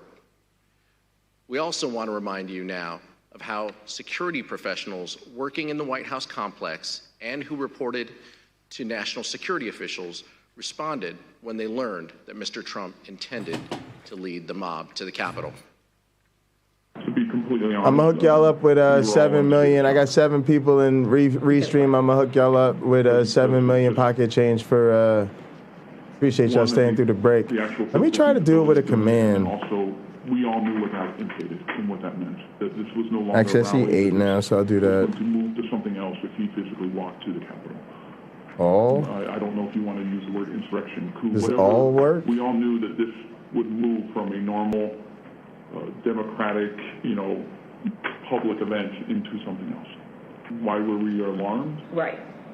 The president wanted to lead tens of Unable to find all. I think that was enough grounds for us to be alarmed. President Trump was still considering traveling to the Capitol even after. I'm gonna add it. I'll add it in the actual He knew well before 2 interface. p.m. that a violent riot was underway at the Capitol. He was aware of the ongoing lawlessness, but his motorcade was held on West Executive Avenue outside the White House because he still wanted to join the crowd. Here's Kayleigh McEnany, the White House press secretary, describing an exchange she had with the president as soon as he arrived back at the White House. So to the best of my recollection, I recall him being saying that he wanted to physically walk and be a part of the march, and then saying that he would ride the beast if he needed to, ride in the presidential limo. From the Secret Service, the Select Committee has also obtained important new evidence on this issue. It shows how frantic this hour must have been for the Secret Service, scrambling to get the President of the United States to back down from a dangerous and reckless decision that put people in harm's way. Take a look at the Secret Service email from 1:19 p.m. on January 6th, the minute that President Trump got out of the presidential vehicle back at the White House.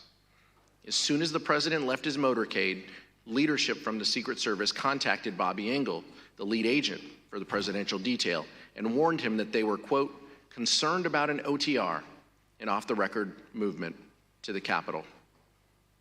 The people sworn to protect the safety of the President of the United States and who routinely put themselves in harm's way were convinced that this was a bad idea. Secret Service documents also reveal how agents were poised to take President Trump to the Capitol later that afternoon. Agents were instructed to don their protective gear and prepare for a movement. A few minutes later, they were told the president would leave for the Capitol in 2 hours. It wasn't until 1:55 p.m. that the president's lead Secret Service agent told them to stand down. We are not doing an OTR to the Capitol. By then, rioters had breached the Capitol and were violently attacking the efforts of the brave men and women in law enforcement trying to resist the mob. President Trump may not have gone to the Capitol on January 6th, but what he did from the White House cannot be justified. While congressional leaders, both Democrats and Republicans, worked with Vice President Pence to try and address the violence, President Trump refused urgent pleas for help from nearly everyone around him. And what he did do only made the situation worse. Mr. Chairman, I yield back. The gentleman yields back. The chair recognizes the gentleman from Maryland, Mr. Raskin, for an opening statement. Thank you, Mr. Chairman. The president was still exhorting his supporters at the Ellipse to go fight like hell at 12:50, around the time that the first wave of rioters first breached barricades defending the Capitol. Secret Service documents we recently received give a timeline of precisely what the White House knew and when. At 1:19, the President's Emergency Operations Center sent an email to Secret Service, national security, and military advisors to the President and Vice President, informing them that, quote, hundreds of Trump supporters stormed through metal barricades at the back of the Capitol building about 1 p.m. Wednesday, running past security guards, and breaking fences. When the president returned to the White House around 1:20, he entered the Oval Office and was told right then about the onset of violence at the Capitol. From that point until approximately 4 p.m., over the next 2 hours and 40 minutes, the president stayed in the White House dining room, attached to the Oval Office, and watched this unprecedented assault take place at the Capitol. We have testimony from several members of the president's White House staff establishing that President Trump refused entreaties from his closest advisors and family members to tell his supporters to stand down and leave the Capitol. Here's the testimony of President Trump's White House counsel, Pat Cipollone. I can't talk about conversations with the president, but I can generically say that I said, you know, people need to be told. Yo, AR, what's up, bro? Public announcement, fast, that they need to leave the Capitol. And Pat, could you let us Yo, know what's up? approximately when you said Not that? too much, man. Just chilling. Approximately when? How you doing? Almost immediately after Same I here. found out people were getting into the Capitol or approaching the Capitol in a way that was violent. About to start slinging some cards Did over. not want people to leave the Capitol. You can see my screen back there, right? With the cards on it. On the staff? Oh, no. Here. Cards on it now. Yeah, there now. Yeah. Saw it a while ago. I can't think Yeah, of yeah. anybody, you know, on that day who didn't want people to get So now out you've got the Capitol. both screens back there, right? Violence started. No. I mean, And yours? Yeah, you should have mine and Yeah, Sandbot's. Sandbot's screen and then yours. Yeah. well, she said the staff. Cool. So I answered. No, I said in the White House. Oh, I'm sorry. I apologize. I thought you said who else on the staff.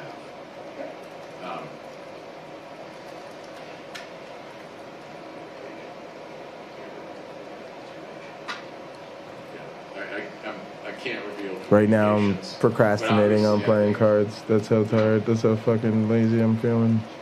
Yeah, it's just one of those days.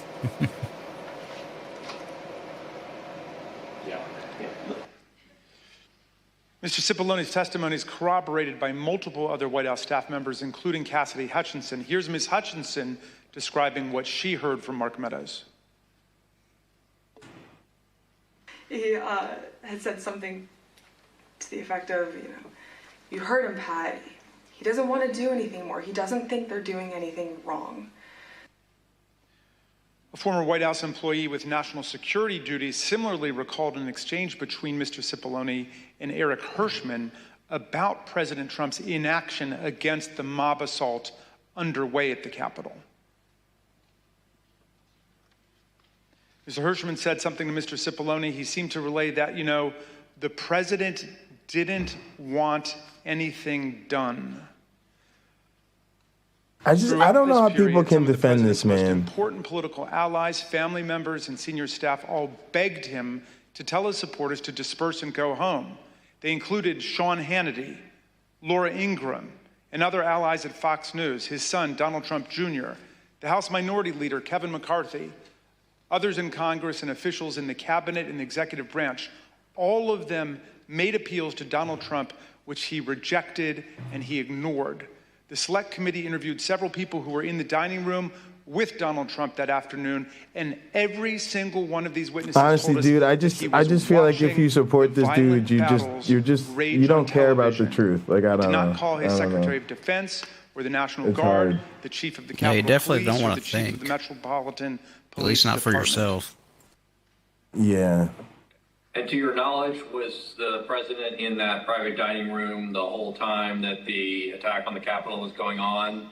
Or did he ever go, to, again, only to your knowledge, to the Oval Office, to the White House Situation Room, anywhere else? So that's my recollection. He was always in the dining room. Yeah, what did they say, Mr. Meadows or the president, at all, during that brief encounter that you were in the dining room? What do you recall? I think everybody was watching the TV. Do you know whether he was watching TV in the dining room when you talked to him on January 6th? It's my understanding he was watching television. when you were in the dining room in these discussions, was the violence at the Capitol visible on the screen on the television? Yes. As the president watched the bloody attack unfold on Fox News from his dining room, members of Congress and other government officials stepped into the gigantic leadership void created by the president's chilling and studied passivity that day. What you're about to see is previously unseen footage of congressional leaders, both Republicans and Democrats, as they were taken to a secure location during the riot.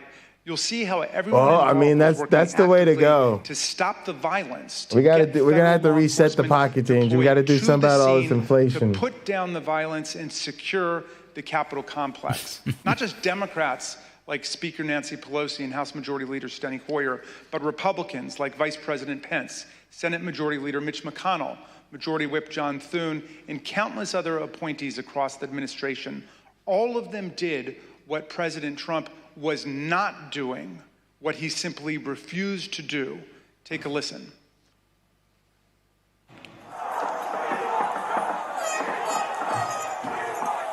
We're starting to get surrounded. They're taking the north front scaffolding. Unless we get more munitions, we're not going to be able to hold. The door has been breached and people are gaining access into the Capitol. Yeah, but you know what? We have got to finish the proceedings, or else we're going to have a complete victory. Senator Schumer is at a secure location, and they're locked down in the Senate. There has to be some way we can maintain the sense that people have that there's some security or some confidence that government can function and that we can elect the President of the United States. Did we go back into session? We did go back into session, but now apparently everybody on the floor is putting on tear gas masks to prepare for a breach. Well, I'm trying to get more information. They're putting on their tear gas masks. I can't. We need an area for the House members. They're all walking over now through the tunnels. Bring her out! Bring her out here! Hey! We're coming in to get out! Bring her out! I'm going to call up the effing Secretary of DOD. We have some senators who are still in their hideaways. They need massive personnel now. Can you get the Maryland National Guard to come too? I have something to say, Mr. Secretary.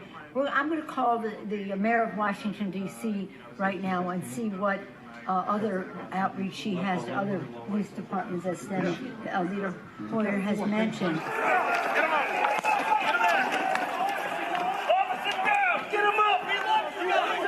Officers down! Get him up! Get him up! Hi, Governor. This is Nancy.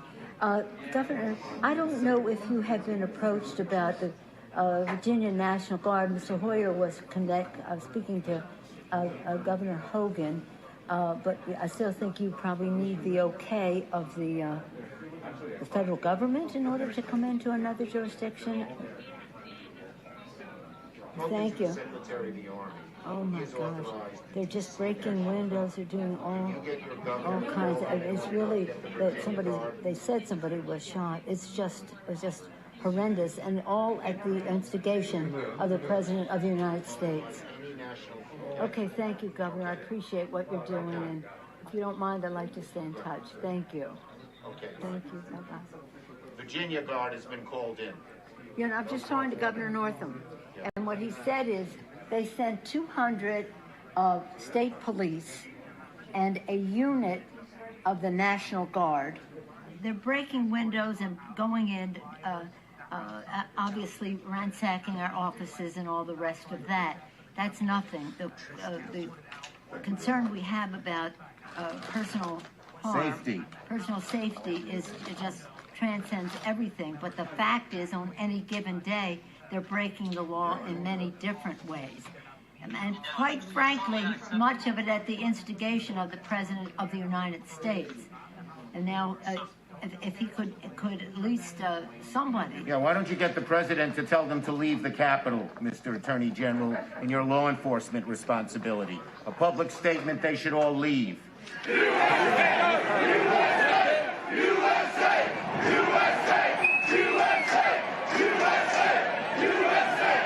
This cannot be just we're waiting for so-and-so. We need them there now, whoever you got. You also have troops. This is Steny Hoyer. Troops. Okay, so we have a little bit of time to make that decision. Andrews Air Force Base. All right. Other military bases. Thank you. We need active duty National Guard. I mean, these people are absolutely in a terrifying situation, and at the end of the day, most of them are just public servants. Like, it's not okay. Terrifying. Yeah, I mean, like, dog. This is supposed to be a more or less ceremonial thing. This is supposed to be the least interesting part of their job. They don't even have any say here, right? The people have voted. The Electoral College votes are in. They're literally supposed to certify it. Be like, yeah, Georgia's electorates are like what Georgia said. I'm sick of all these little baby Christians that they're like, oh, let's stop fighting. Do y'all remember that time when Virginia voted, and everybody remember how Virginia voted? Yeah, that's how they voted. And everybody watched on TV, and they know exactly what happened in Pennsylvania. That's how Pennsylvania voted. What about New Jersey? Oh yeah, New Jersey just went like everybody saw on TV. That's what they're doing, y'all. Like, what the fuck is this? Y'all, this is the congressional equivalent of taking attendance. Like, they're literally making sure all the states are counted and that they're all counted for in the way that literally everybody in the country already knows which way to, I mean, oh Lord.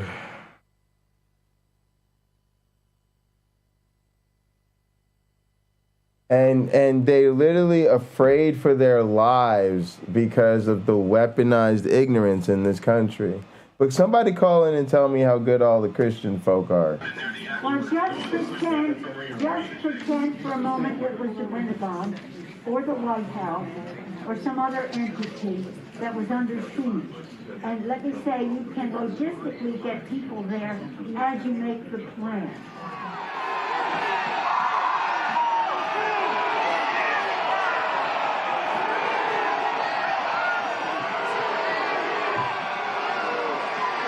Under siege. We're trying to figure out how we can get this from the job done. Trumpletons. We talked to Mitch about it earlier. He's not in the room right now, but he was with us earlier and said, we want to expedite this, and hopefully they could confine it to just one complaint, Arizona, and then we could vote, and that would be, then just move forward with the rest of the state. The overriding wish is to do it at the Capitol. What we are being told very directly is it's going to take days for the Capitol to be okay again. We've gotten a very bad report about the condition of the House floor with defecation and all that kind of thing as well. I don't think that that's hard to clean up, but I do think it is more from a security standpoint of making sure that everybody is out of the building, and how long will that take? I just got off with the Vice President. And I got off with the Vice President-elect. So I'll tell you. Okay.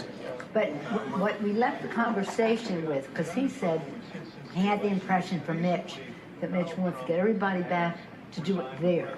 Yes. I said, well, we're getting a counterpoint that is, we could take time to clean up the poo-poo that they're making all over them, literally and figuratively in the Capitol, and that it may take days to get back.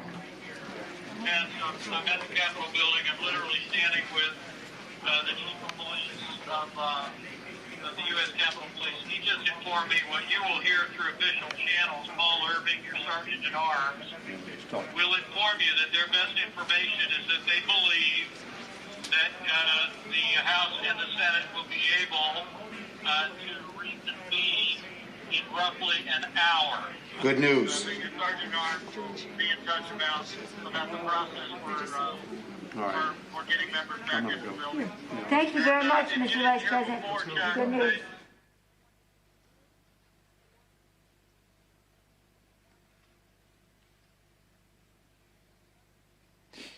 In this video, you just saw Senator Chuck Schumer urging Acting Attorney General Jeff Rosen to get President Trump to call off the rioters. Of course, Acting AG Rosen did take action to defend the government, as did many other officials, but congressional leaders... So it's so hard because it's like, I was watching this video earlier, this man who got assaulted by this Karen, and we make jokes about these people because they're laughably fucking stupid.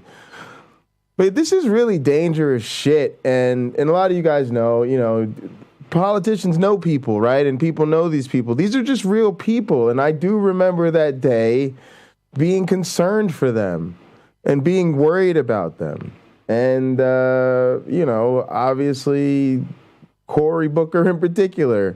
But this was a day that people who work for these people, who pick up phones and take notes and schedule meetings and do, again, the fucking dirty work of the government. And it's not just the senators, right? It's literally, these people are fucking, they're all like little fucking companies. I don't even know if little's the right word. These people have staff on top of staff, and all types of offices. They don't just have their DC offices. They have offices in their home states. Sometimes extra offices. If they keep offices, like say in their hometowns or something like that. They might have offices in the Capitol where they're at, right? And they're part of this whole web of political people, and so this is an attack on everything. And even if you work at like a local election, or it's an attack on the entire system, and it's you almost have to make jokes, because if you don't laugh about it, you'll cry. And I don't want to be the super serious person or whatever, but this was fucking disgusting and gross and awful and horrible. We should be ashamed of ourselves. The world should be embarrassed. We should be humiliated. It's gross. And again, if you want to keep being nice to people with this type of epistemology, go ahead. But I'm just ready to tell these people how dumb and disgusting they are. And I think a person needs to be told that they're dumb and disgusting to realize that they're dumb and disgusting. And if you don't tell them how dumb and disgusting they are, they probably won't get better. A lot of the reason I'm not as fucked up as I used to be is because I realized that there were consequences for the mistakes I made, and people didn't, let me get away with shit. And I feel bad for these people who've just gotten away with so much in life that they are now fully grown adults that are thoroughly incapable of handling life without terrorizing the rest of us. Trump was the only person who could get the mob to end its violent siege of the Congress, leave the Capitol, and go home. Here's Senator McConnell speaking after January 6th about how President Trump abandoned his duties and failed to do his job. It was obvious that only President Trump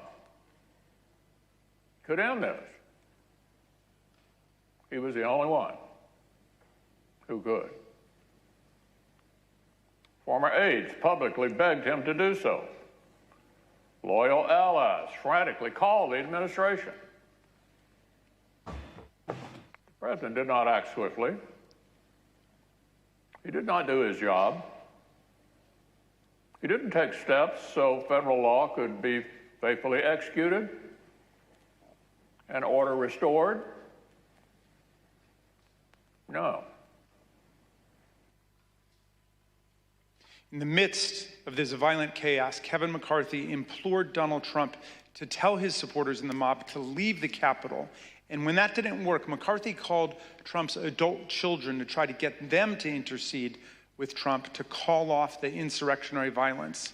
In our prior hearings, we showed you a description of what McCarthy told Republican Congresswoman Jamie Herrera Butler about his conversation with Trump during the violence. Another witness, Mick Mulvaney, President Trump's former chief of staff, has also come forward and corroborated her shocking account. You know, I asked Kevin McCarthy, who's the Republican leader, about this, and he said he called Donald Trump. He finally got through to Donald Trump, and he said, "You have got to get on TV. You've got to get on Twitter. You've got to call these people off." You know what the president said to him? This is as it's happening. He said, "Well, Kevin, these aren't my people. You know, these are Antifa." And Kevin responded and said, "No, they're your people. They literally just came through my office windows, and my staff are running for cover. I mean, they're running for their lives. You need to call them off." And the president's response to Kevin, to me, was chilling. He said, "Well, Kevin, I guess they're just more upset about the election, theft than you are." And that's, you've seen widespread reports of Kevin McCarthy and the president having basically a swearing conversation. That's when the swearing commenced, because the president was basically saying, "Nah, I'm okay with this." I had a conversation at some point in the day or week after the riot with Kevin McCarthy. Yeah, it was very similar to what Jamie had, the conversation she had retold about how he called and asked the president to get them to stop, and the president told him something along the lines of, "Kevin, maybe these people are just more angry about this than you are, maybe more upset." I had the conversation similar to that with Kevin in the day to week after the riot. And we know how Kevin McCarthy described President Trump's conduct, both in public and in private.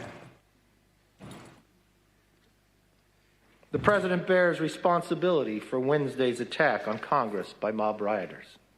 He should have immediately denounced the mob when he saw what was unfolding.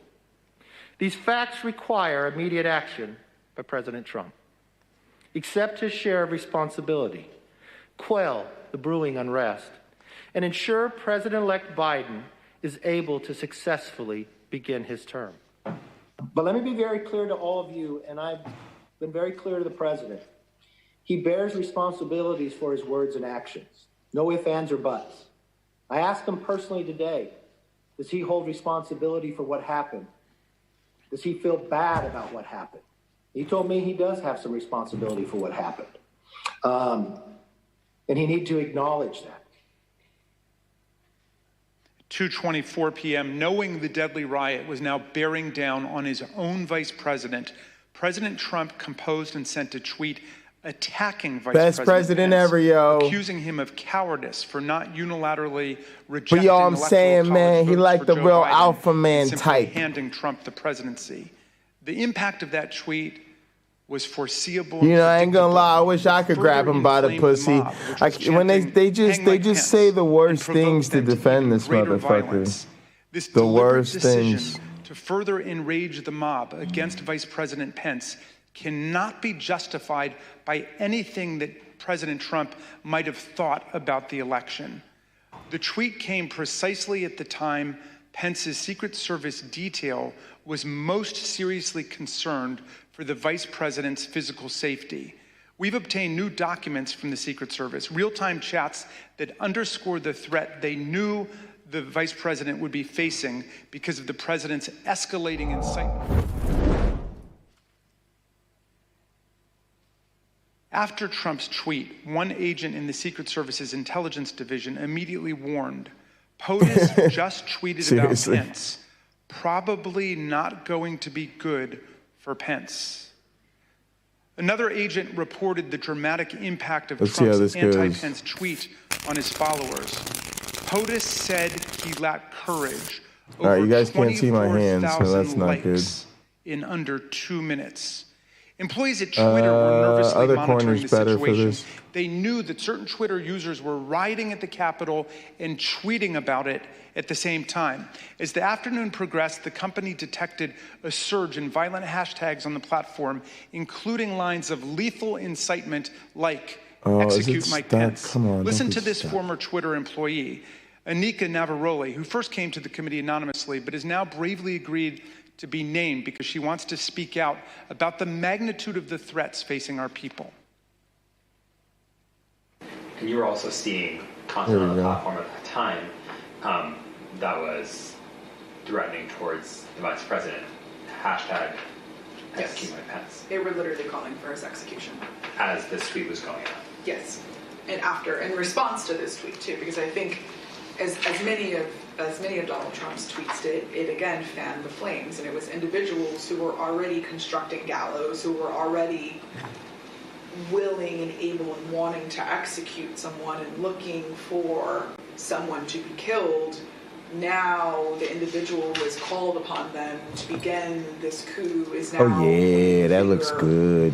at another individual while they're ready to do this. All right, let's start counting and doing it Here's fast. a small sample of the reactions that President Trump's Fan the Flames tweet provoked among Capitol rioters in real time. 2 extra. What percentage of the crowd is going to the Capitol?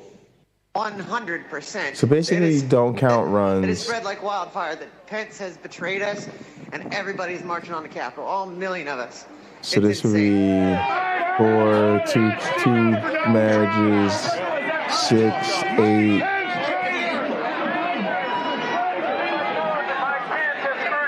No PINOCHLEs.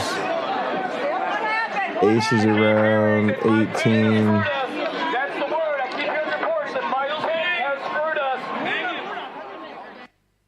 Between 2:30 and 2:35, within 10 minutes of President Trump's tweet, thousands of rioters No jacks overran the line around. that the Metropolitan So I got Police Force's Civil 18. Disturbance Unit was holding on the west side Yeah, of so the it would be the Capitol. lowest This was one. the first time in the history of the So, Metropolitan just so Police y'all Department understand what I'm doing, when we actually play Pinochle with my dad, oh, you guys can't see my screen here because of the avatars. Interesting. Actually, you kind of don't need to see this because it's just the meld thing. But let me see. I could do that too.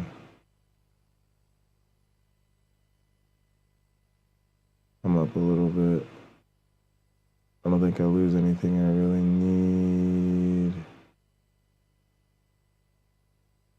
Yeah, I think that would work actually.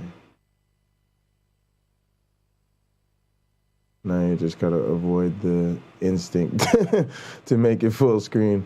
All right, so you see the scores here. I'm trying to show you guys how to count it manually because when you play this game in real life, you actually need to count your meld manually. When I play with my dad, you'll notice that you can't really see each other's hands, and you're not really supposed to talk about what's in your hand. So you do what's called passing each other meld. And you do that by signal bid. So this bid is a 50. If I want to send him 20 meld, I'd send 52. If I want to send him 30 meld, I'd send 53, 40 meld, 54, on and on. It's just, 1 point for every 10. But when you do that, you don't count things like these marriages. Each marriage is worth 2. There's 2 marriages here, so they're worth 4. But if this became Trump, these would be worth 8. So that's why there's a 22 here rather than the 18, because you'd get 4 extra points for these being Trump. If you take it in diamonds, you get 15 extra points because the marriage won't count. So you'll go down to 15, but then you'll have you'll go down to 16 rather, but then you'll get points for the run, so you'd go up to 31. But you shouldn't send that to your partner because you don't know what the Trump's going to be. I don't know where the extras 2 comes from with clubs. Because this would be a royal marriage, so it would be worth 4 instead of 2. Yeah. So you normally would send effectively the lowest one, but you always want to make sure it doesn't account for that being Trump, because the lowest one could technically, you could have runs in all of them or something like that. So you always want to send your partner how much meld you have, assuming you don't assign Trump. And that's actually why it's important to learn to count it manually, because you could fuck around and have all of these scores be dependent on you picking Trump, and so you could end up sending the wrong amount of meld. And so it's better to count it yourself. That way you can make sure you don't send your partner the wrong meld. And normally you've only got 15 seconds. When you play the house rules, you've only got 15 seconds to count your meld. So you're going to see me start to get used to doing it quickly.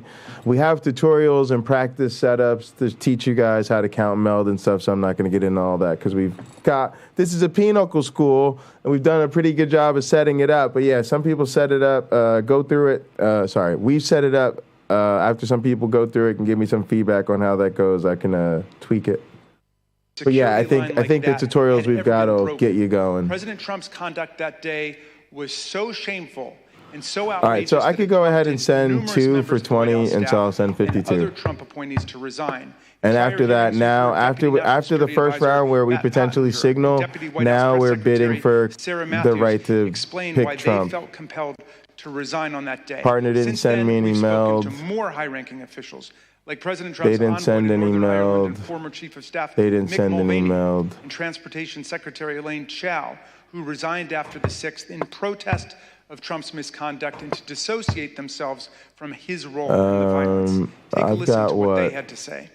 31 potentially. I was stunned by violence. 50.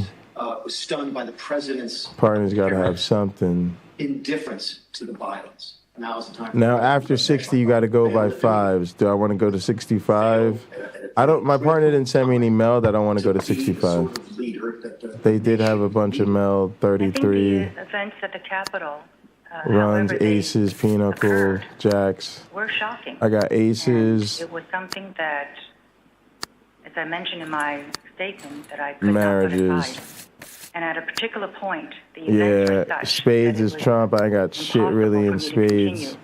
Given my personal. My partner betted. Oh, look at all this Trump my partner had. I came as an immigrant to this country. I believe in this. See, this is what happens when you play with the computer. The computer doesn't always send you meld the way you want them to. My partner should have sent me that 20 in meld. It was a sometimes they don't do that, like if they don't have a marriage and they can't risk when security assistants began to arrive taking at the the Capitol bid. And the tide turned But damn, we just shot up. We'd have taken President his Trump hands. finally gave his painfully That's why belated sometimes I go for it when I'm playing against a 4:17 computer. PM. So after multiple hours of rioting and more than 100 Pain in my serious ass. injuries suffered by our law enforcement officers, the crowd finally began to disperse. Listen carefully to what they said as they decided to leave the Capitol. We are delivering the president's message. Donald Trump has asked everybody to go home. I love the sound of the cards in this game. So satisfying. It's got that real feel shit to it. Feeling like you slinging them cards, baby. Give me that. Give me that. Give me that. I'm in here. I'm in here. Play my winners. Let me play my winners for dinner. Let me play my winners for dinner. President Trump tweeted again, not Play to my winners condemn for the mass dinner. violence Playing in my any way, winners for dinner. rather to All right, I'm excuse done. and glorify it. Damn it, Significantly, he cut he made my it clear shit. that he considered the violence perfectly foreseeable. Man, I know and it's an ace over there. I ain't Check it cutting my out. shit. Oh, my partner cut it. These are Good the shit, partner. Go. things and events that happen Take when a that point, sacred partner. landslide election victory is so unceremoniously, viciously stripped away from great patriots Fuck. who have been Cutting badly, diamonds unfairly too? treated for Oh, he so was cutting long. diamonds before. All right, These we are the get it. things that happen, he said, giving the I whole think my game partner away. cutting these. Trump was telling us Yep. that the vice president, Nice, pointed that Congress, shit. and all the injured and wounded cops, some of whom are with us today, got what was That's coming me. to us.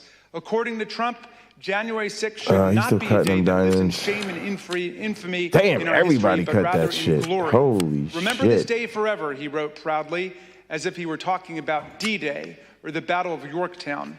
Trump did nothing to stop the deadly violence for obvious reasons. He thought it was all justified. He incited it, and he supported it. I cut them shits. Would it have been possible at any moment for the All president right, we made our to walk 62. down to the podium We defended, all right. and talk to the nation? Saved our mail, got our Between counters. when we first gave him that advice at 2 o'clock and 4:17 when the video statement. So y'all can already see. All right, but let's find it. All right, we got a marriage here. We got 2 marriages here. Another marriage here. And address the American people. He could So have that's been on camera almost 3, instantly. 4 marriages. That's Conversely, 8. the White House press corps has offices that are located directly a behind PINOCHLE the is briefing 4, room. so And that's so 12. if he had wanted to make an address from the Oval Office, we could have assembled the White House press corps probably in a matter of minutes to get aces. them into the Oval for him to do an on-camera address.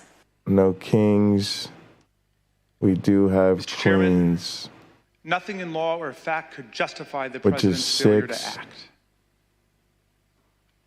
And I assume you also would Yeah, 12 plus 6 is that 18, to take care that the right? laws be faithfully executed. 4 marriages is 8. Plus 4 is 12. Chairman, in numerous Plus places, our 6 is Constitution 18. strongly opposes So again, we insurrection and could fuck rebellion. around and send 2. 1 gives Because Congress the I power like you like to let your partner know you have some mail. That's not quite 20, but normally you want to send them a little something. So if you sent them 0, you just stay in it. So instead you send them 52. Anyone who has sworn an oath to defend the Constitution but betrays 53, it by maybe he got engaging in something. insurrection or rebellion. It was President I don't have Lincoln no runs or nothing I really want, so I send them my mail. I'm gonna kind of pass. I don't have a crazy good hand. Insurrection. Insurrection, he said, is a war upon the first principle of popular government, the rights of the people. American democracy belongs to all the See, I only got that 18 counted. That's why I don't want to send the I yield back. higher numbers. Although we'd only been sending 2 in any case, so During this committee's first hearing in July yeah, he of didn't have last shit, year, so we didn't want to get up there. our witnesses were 4 police officers who helped repel the riots of January 6th. All right, let's toss We cards. asked them what they hoped to see the committee accomplish over the course of our investigation. Officer Gunnell wanted to know why the rioters were made to believe that the election process was rigged. Officer Fanone asked us to look into the actions and activities that resulted in the day's events. Officer Hodges was concerned about whether anyone in power had a role. Officer Dunn put it simply, get to the bottom of what happened.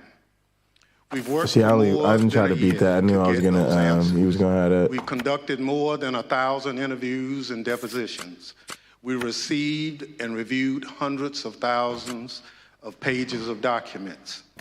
Thanks to the tireless work of our members and investigators, we've left. I'm taking that we with have the left 10. no doubt, none, that Donald Trump led an effort to upend American democracy that directly resulted in the violence of January 6th. He tried to take away the voice of the American people in choosing their president Get and it, replace partner. the will of the voters Take with that, his will partner. to remain in power. He is the one person at the center of the Point. story of what happened on January 6th. So we want to hear from him. The committee needs to do everything in our power to tell the most he complete cut. story possible and provide recommendations He's to out of help Trump. ensure nothing Julie's like out of Trump. January 6th I ain't gonna get my ever shit. happens again. We need to be fair and thorough and gain a full context for the evidence we've obtained. But the need for this committee to hear from Donald Trump All right, let's go. goes beyond our fact-finding. This is a question about accountability to the American people. He must be accountable. 1 marriage, He is 2 required to answer marriages. for his actions. He's required to answer to those police officers Double who put their PINOCHLE. lives and bodies on the line So to that's defend our democracy. 34. He's required to answer to those millions Plus of Americans aces is votes he wanted to 44. throw out as part of his scheme to remain in power. 44, and whatever yeah. is All right, so I got underway to to pass ensure for... this accountability under law. Oh, everybody this committee passed, will though, demand so the I'm going to full take the accounting minimum bid. I'm the every dealer. American So this is stick with the person dealer. of the events of January 6th. Guys, this is a rule called stick the dealer. What happens is, as this happens in real life, that's how we really play at the People's Choice. Stick the dealer means if the dealer deals a hand and everybody passes the first round, the dealer has to bid. So notice I'm not allowed to pass. Now, I could bid anything, but why would I bid more than the minimum? So you almost always, as a rule, in this situation as the dealer, if everybody's passed, you go ahead and take it and bid the minimum, and then I'll have to take it. I can't take it in hearts because I don't have Trump. I can get in a lot of trouble if I don't have the right suit. I'm going to end up taking it in spades probably. Longest suit, but it's all right. I've got 44 meld, so I want to play this hand. I wouldn't want to throw it back. And with 44 meld, all we're going to have to do is make our 20. Not going to be guaranteed because I don't have a ton of winners, but we'll go ahead and play it. So it is our obligation. We don't have a choice. To seek Donald Trump's testimony. All right, choose the Trump suit is going to be, it has to be spades. The testimony of a president.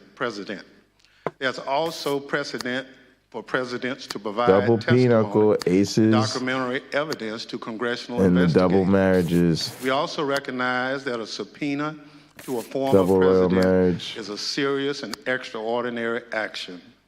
That's why we want to take this step in full view. Oh, it rearranged my hand and put spades over there. That's interesting. At issue is so important to the American people. My turn to lead. Let's get this one up. For our future and our democracy. And so, I recognize the Vice You're thinking Chair, of diamonds, Ms. partner. Cheney of Wyoming, to offer a motion. Mr. Chairman, Pay pursuant attention, to y'all. Here we today's go. notice, I send to the We've heard desk this part. Let's do committee this again. resolution and ask for its immediate consideration. The clerk will report the resolution. Committee Resolution 1, resolved that the I'm going to play this chairman king. This is sometimes a signal to my partner that I'm cutting this documents and suit. testimony in connection with the January 6th attack on the United States Capitol. Now, they took it, pursuant to but my Section partner, if he 5C4 remembered, he would come back in House clubs Resolution knowing that I'm going to cut 503 the clubs. and Clause 2M of Rule 11 of the Rules of the House of Representatives. The gentlewoman from Wyoming is and here's recognized where I on her get it. resolution. Thank you, Mr. Chairman. Go ahead Mr. and Chairman, take our that. committee now has sufficient information to answer many of the critical questions posed by Congress at the outset. We have sufficient information to consider criminal referrals for multiple individuals and to recommend a range of legislative proposals to guard against another January 6th. But a key task remains. Nice. We must seek the testimony under oath of January 6th central player. More than 30 witnesses in our investigation have invoked their Fifth Amendment right against self-incrimination. And several of those did so specifically in response to questions about their dealings with Donald Trump directly. Here are a few examples. This is Roger Stone with Oath Keepers at the Willard Hotel on the morning of January 6th. And here is Mr. Stone testifying before our committee. Did you speak to President Trump on his private cell phone on either January 5th or January 6th? Once again, on advice of counsel, I will assert my Fifth Amendment right to respectfully decline to answer your question. This is General Michael Flynn walking with Oath Keepers We on made December 79. We got it. We were all right. I had Here a is strong General hand. Flynn's I got testimony stuck with before our it, but it was a decent hand to get stuck with. All right. General Flynn, we just talk to have President aces Trump around in a marriage and point on January clubs. 6, 2021? The 5th. And I can only take this in clubs. It's the only marriage I have. fraudulently instructing tens of You thousands don't send of 10. angry If you have less than 20 or the so, vice you don't. president You could just change pass. the election outcome on January Unless 6th. you want the bid. Later on this same I do have day, 3 Dr. aces. Eastman acknowledged in writing And I have Donald aces. I Trump kind of want the bid. I'll what he just was say attempting was illegal. 51. Here is John Eastman testifying before our committee.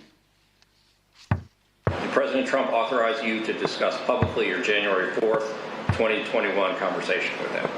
Fifth. So All right, I don't really have that you can much discuss now, in so the I'm media passing. direct conversations you had with the President of the United States, but you will not discuss those. Damn, they had 41 meld though. That's crazy. Here is Jeff Clark. Yeah, they were ready to go conspired up. with Donald Trump to corrupt the Department of Justice. They were ready to go. President Trump wanted to appoint Jeff Clark as acting Attorney General. And as you can see in this call log we obtained from the National Archives, he did so. And here is Mr. Clark testifying before our committee. Mr. Clark, when did you first talk directly with President Trump? Fifth. Mr. Clark, did you discuss with President Trump allegations of fraud in the 2020 He's gonna take my ace. He's got another one. Other witnesses have also gone to enormous lengths to avoid testifying about their dealings with Donald Trump. Steve Bannon has been tried and convicted by a jury of his peers for contempt of Congress. He is scheduled to be sentenced for this crime later this month.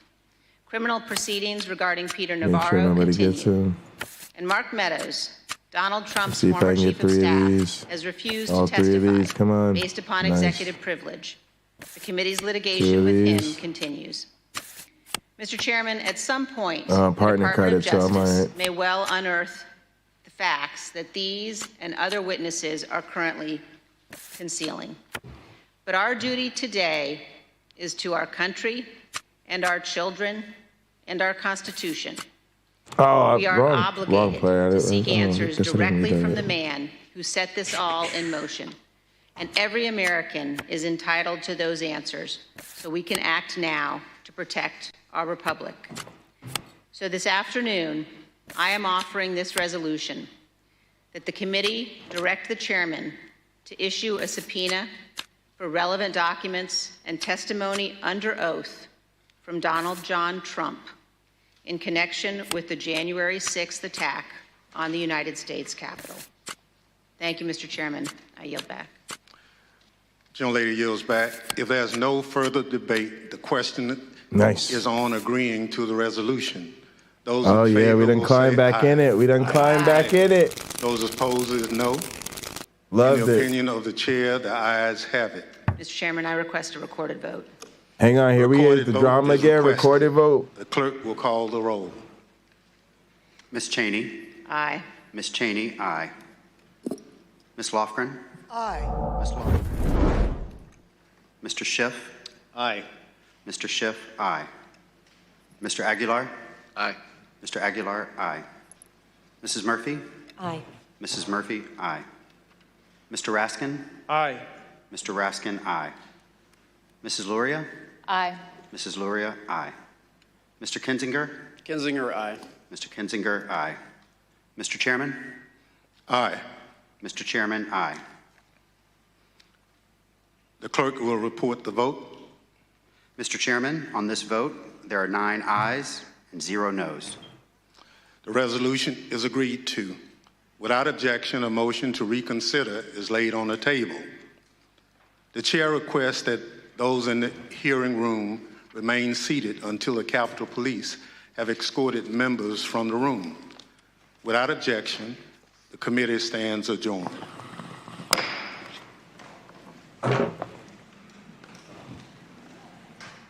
Committee wrapping up what may be their last public hearing before they issue a report on the event.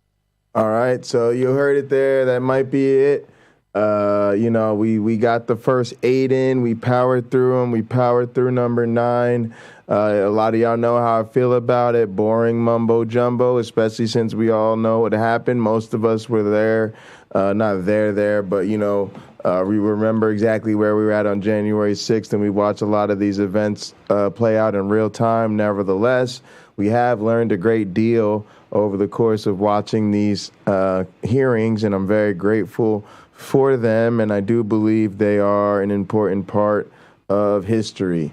Certainly not a history that anybody's proud of or anxious to celebrate, but history nonetheless. And of course, similar to so many of the things that we deal with in this community where we are constantly gaslit by people who refuse to deal with reality on reality's terms, it's important to have this information and this evidence as we go about dealing with those who seek to deny the reality of that information and evidence. So happy that you all could join us for this onward and upward. Good thing to cover on a sort of a laid back Wednesday like today. We'll get back to it tomorrow, get back to work. I was able to troubleshoot some of the things in my code with Cliff earlier today. We had some fun, so we'll get back to streaming Monday and Wednesday next week. Tomorrow I'll get back to work in the office. Do join us in the virtual compound at the Bundy Ranch during the day. We'll be getting our work in. We'll also be catching up on Rob Pennock's book. We got to finish chapter 3 and get you guys through, start powering through the rest of that book, and also get you through the Avid Ed exercises. We got some new horror games we're going to be jumping into from Jay's Clown Girl. So yeah, a bunch of fun stuff to look forward to. We need to do some WWE stuff, but tonight, obviously, it's all about the Get Down in the Gather Town.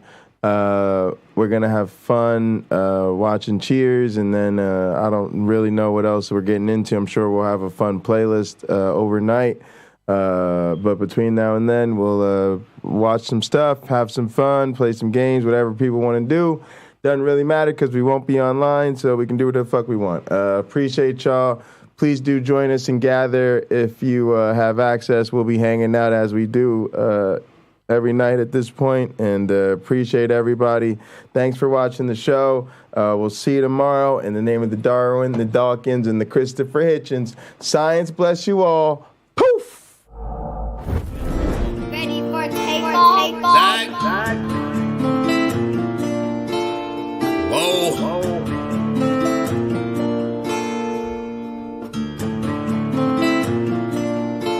Working hard on my stump, what's the problem? I ain't had shit to show, being modest. Now it's grams of the wax for my conscience. Brian James in LA, you're on college. I've been jumping on them planes like a hobby. Still moving with the pack like my partners. Shut the John on them jets, cause you wildin'. But the bowl is a party on the island, moment of silence. So good, get back to the topic. Grew up, it was me and Flocka. Grandma's and Big T, this my mama. I ain't even for the pain when my pots flip. Knew his name, that's it, never bothered. Mom said, you the man, son, you got this. Ever since I found a way to go and pop shit. Hold up, blaze through a whole zip. Took a seat at the table of my first flip. Days in red roof with my first whip. Spent the money with the gang, never post pics. Seen a change in the game, had to coach it. Never let them take my wangs in the mold, bitch. Ever made in a month, nigga. Used to serve him at the minute just to front, nigga. Goddamn. Had to grow up quick, I made my own rules. Had my first child, got it jumping with music. Can't really hang with nobody who losing. I thought by now that you would go and get it, but I could hardly see niggas as distant. Know you get cropped if you not in the picture. And I made that tag and went got a bag. Shots to the Henny and OG prescriptions, put rebel shit on the map. Took a leap from where I started at. Started ballin' now, Chris Paul and Cass. Got them steady calling for the mold, but I'm on a roll, gotta call him back. And that's all fact.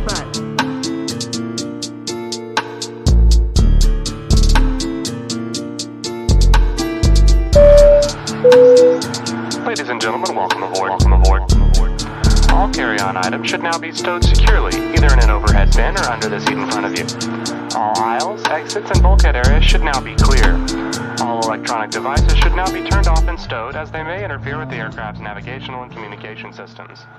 Once airborne, we'll let you know when you may use approved electronic devices, but note that some items may not be used at any time during the flight. You'll find a list of approved devices in the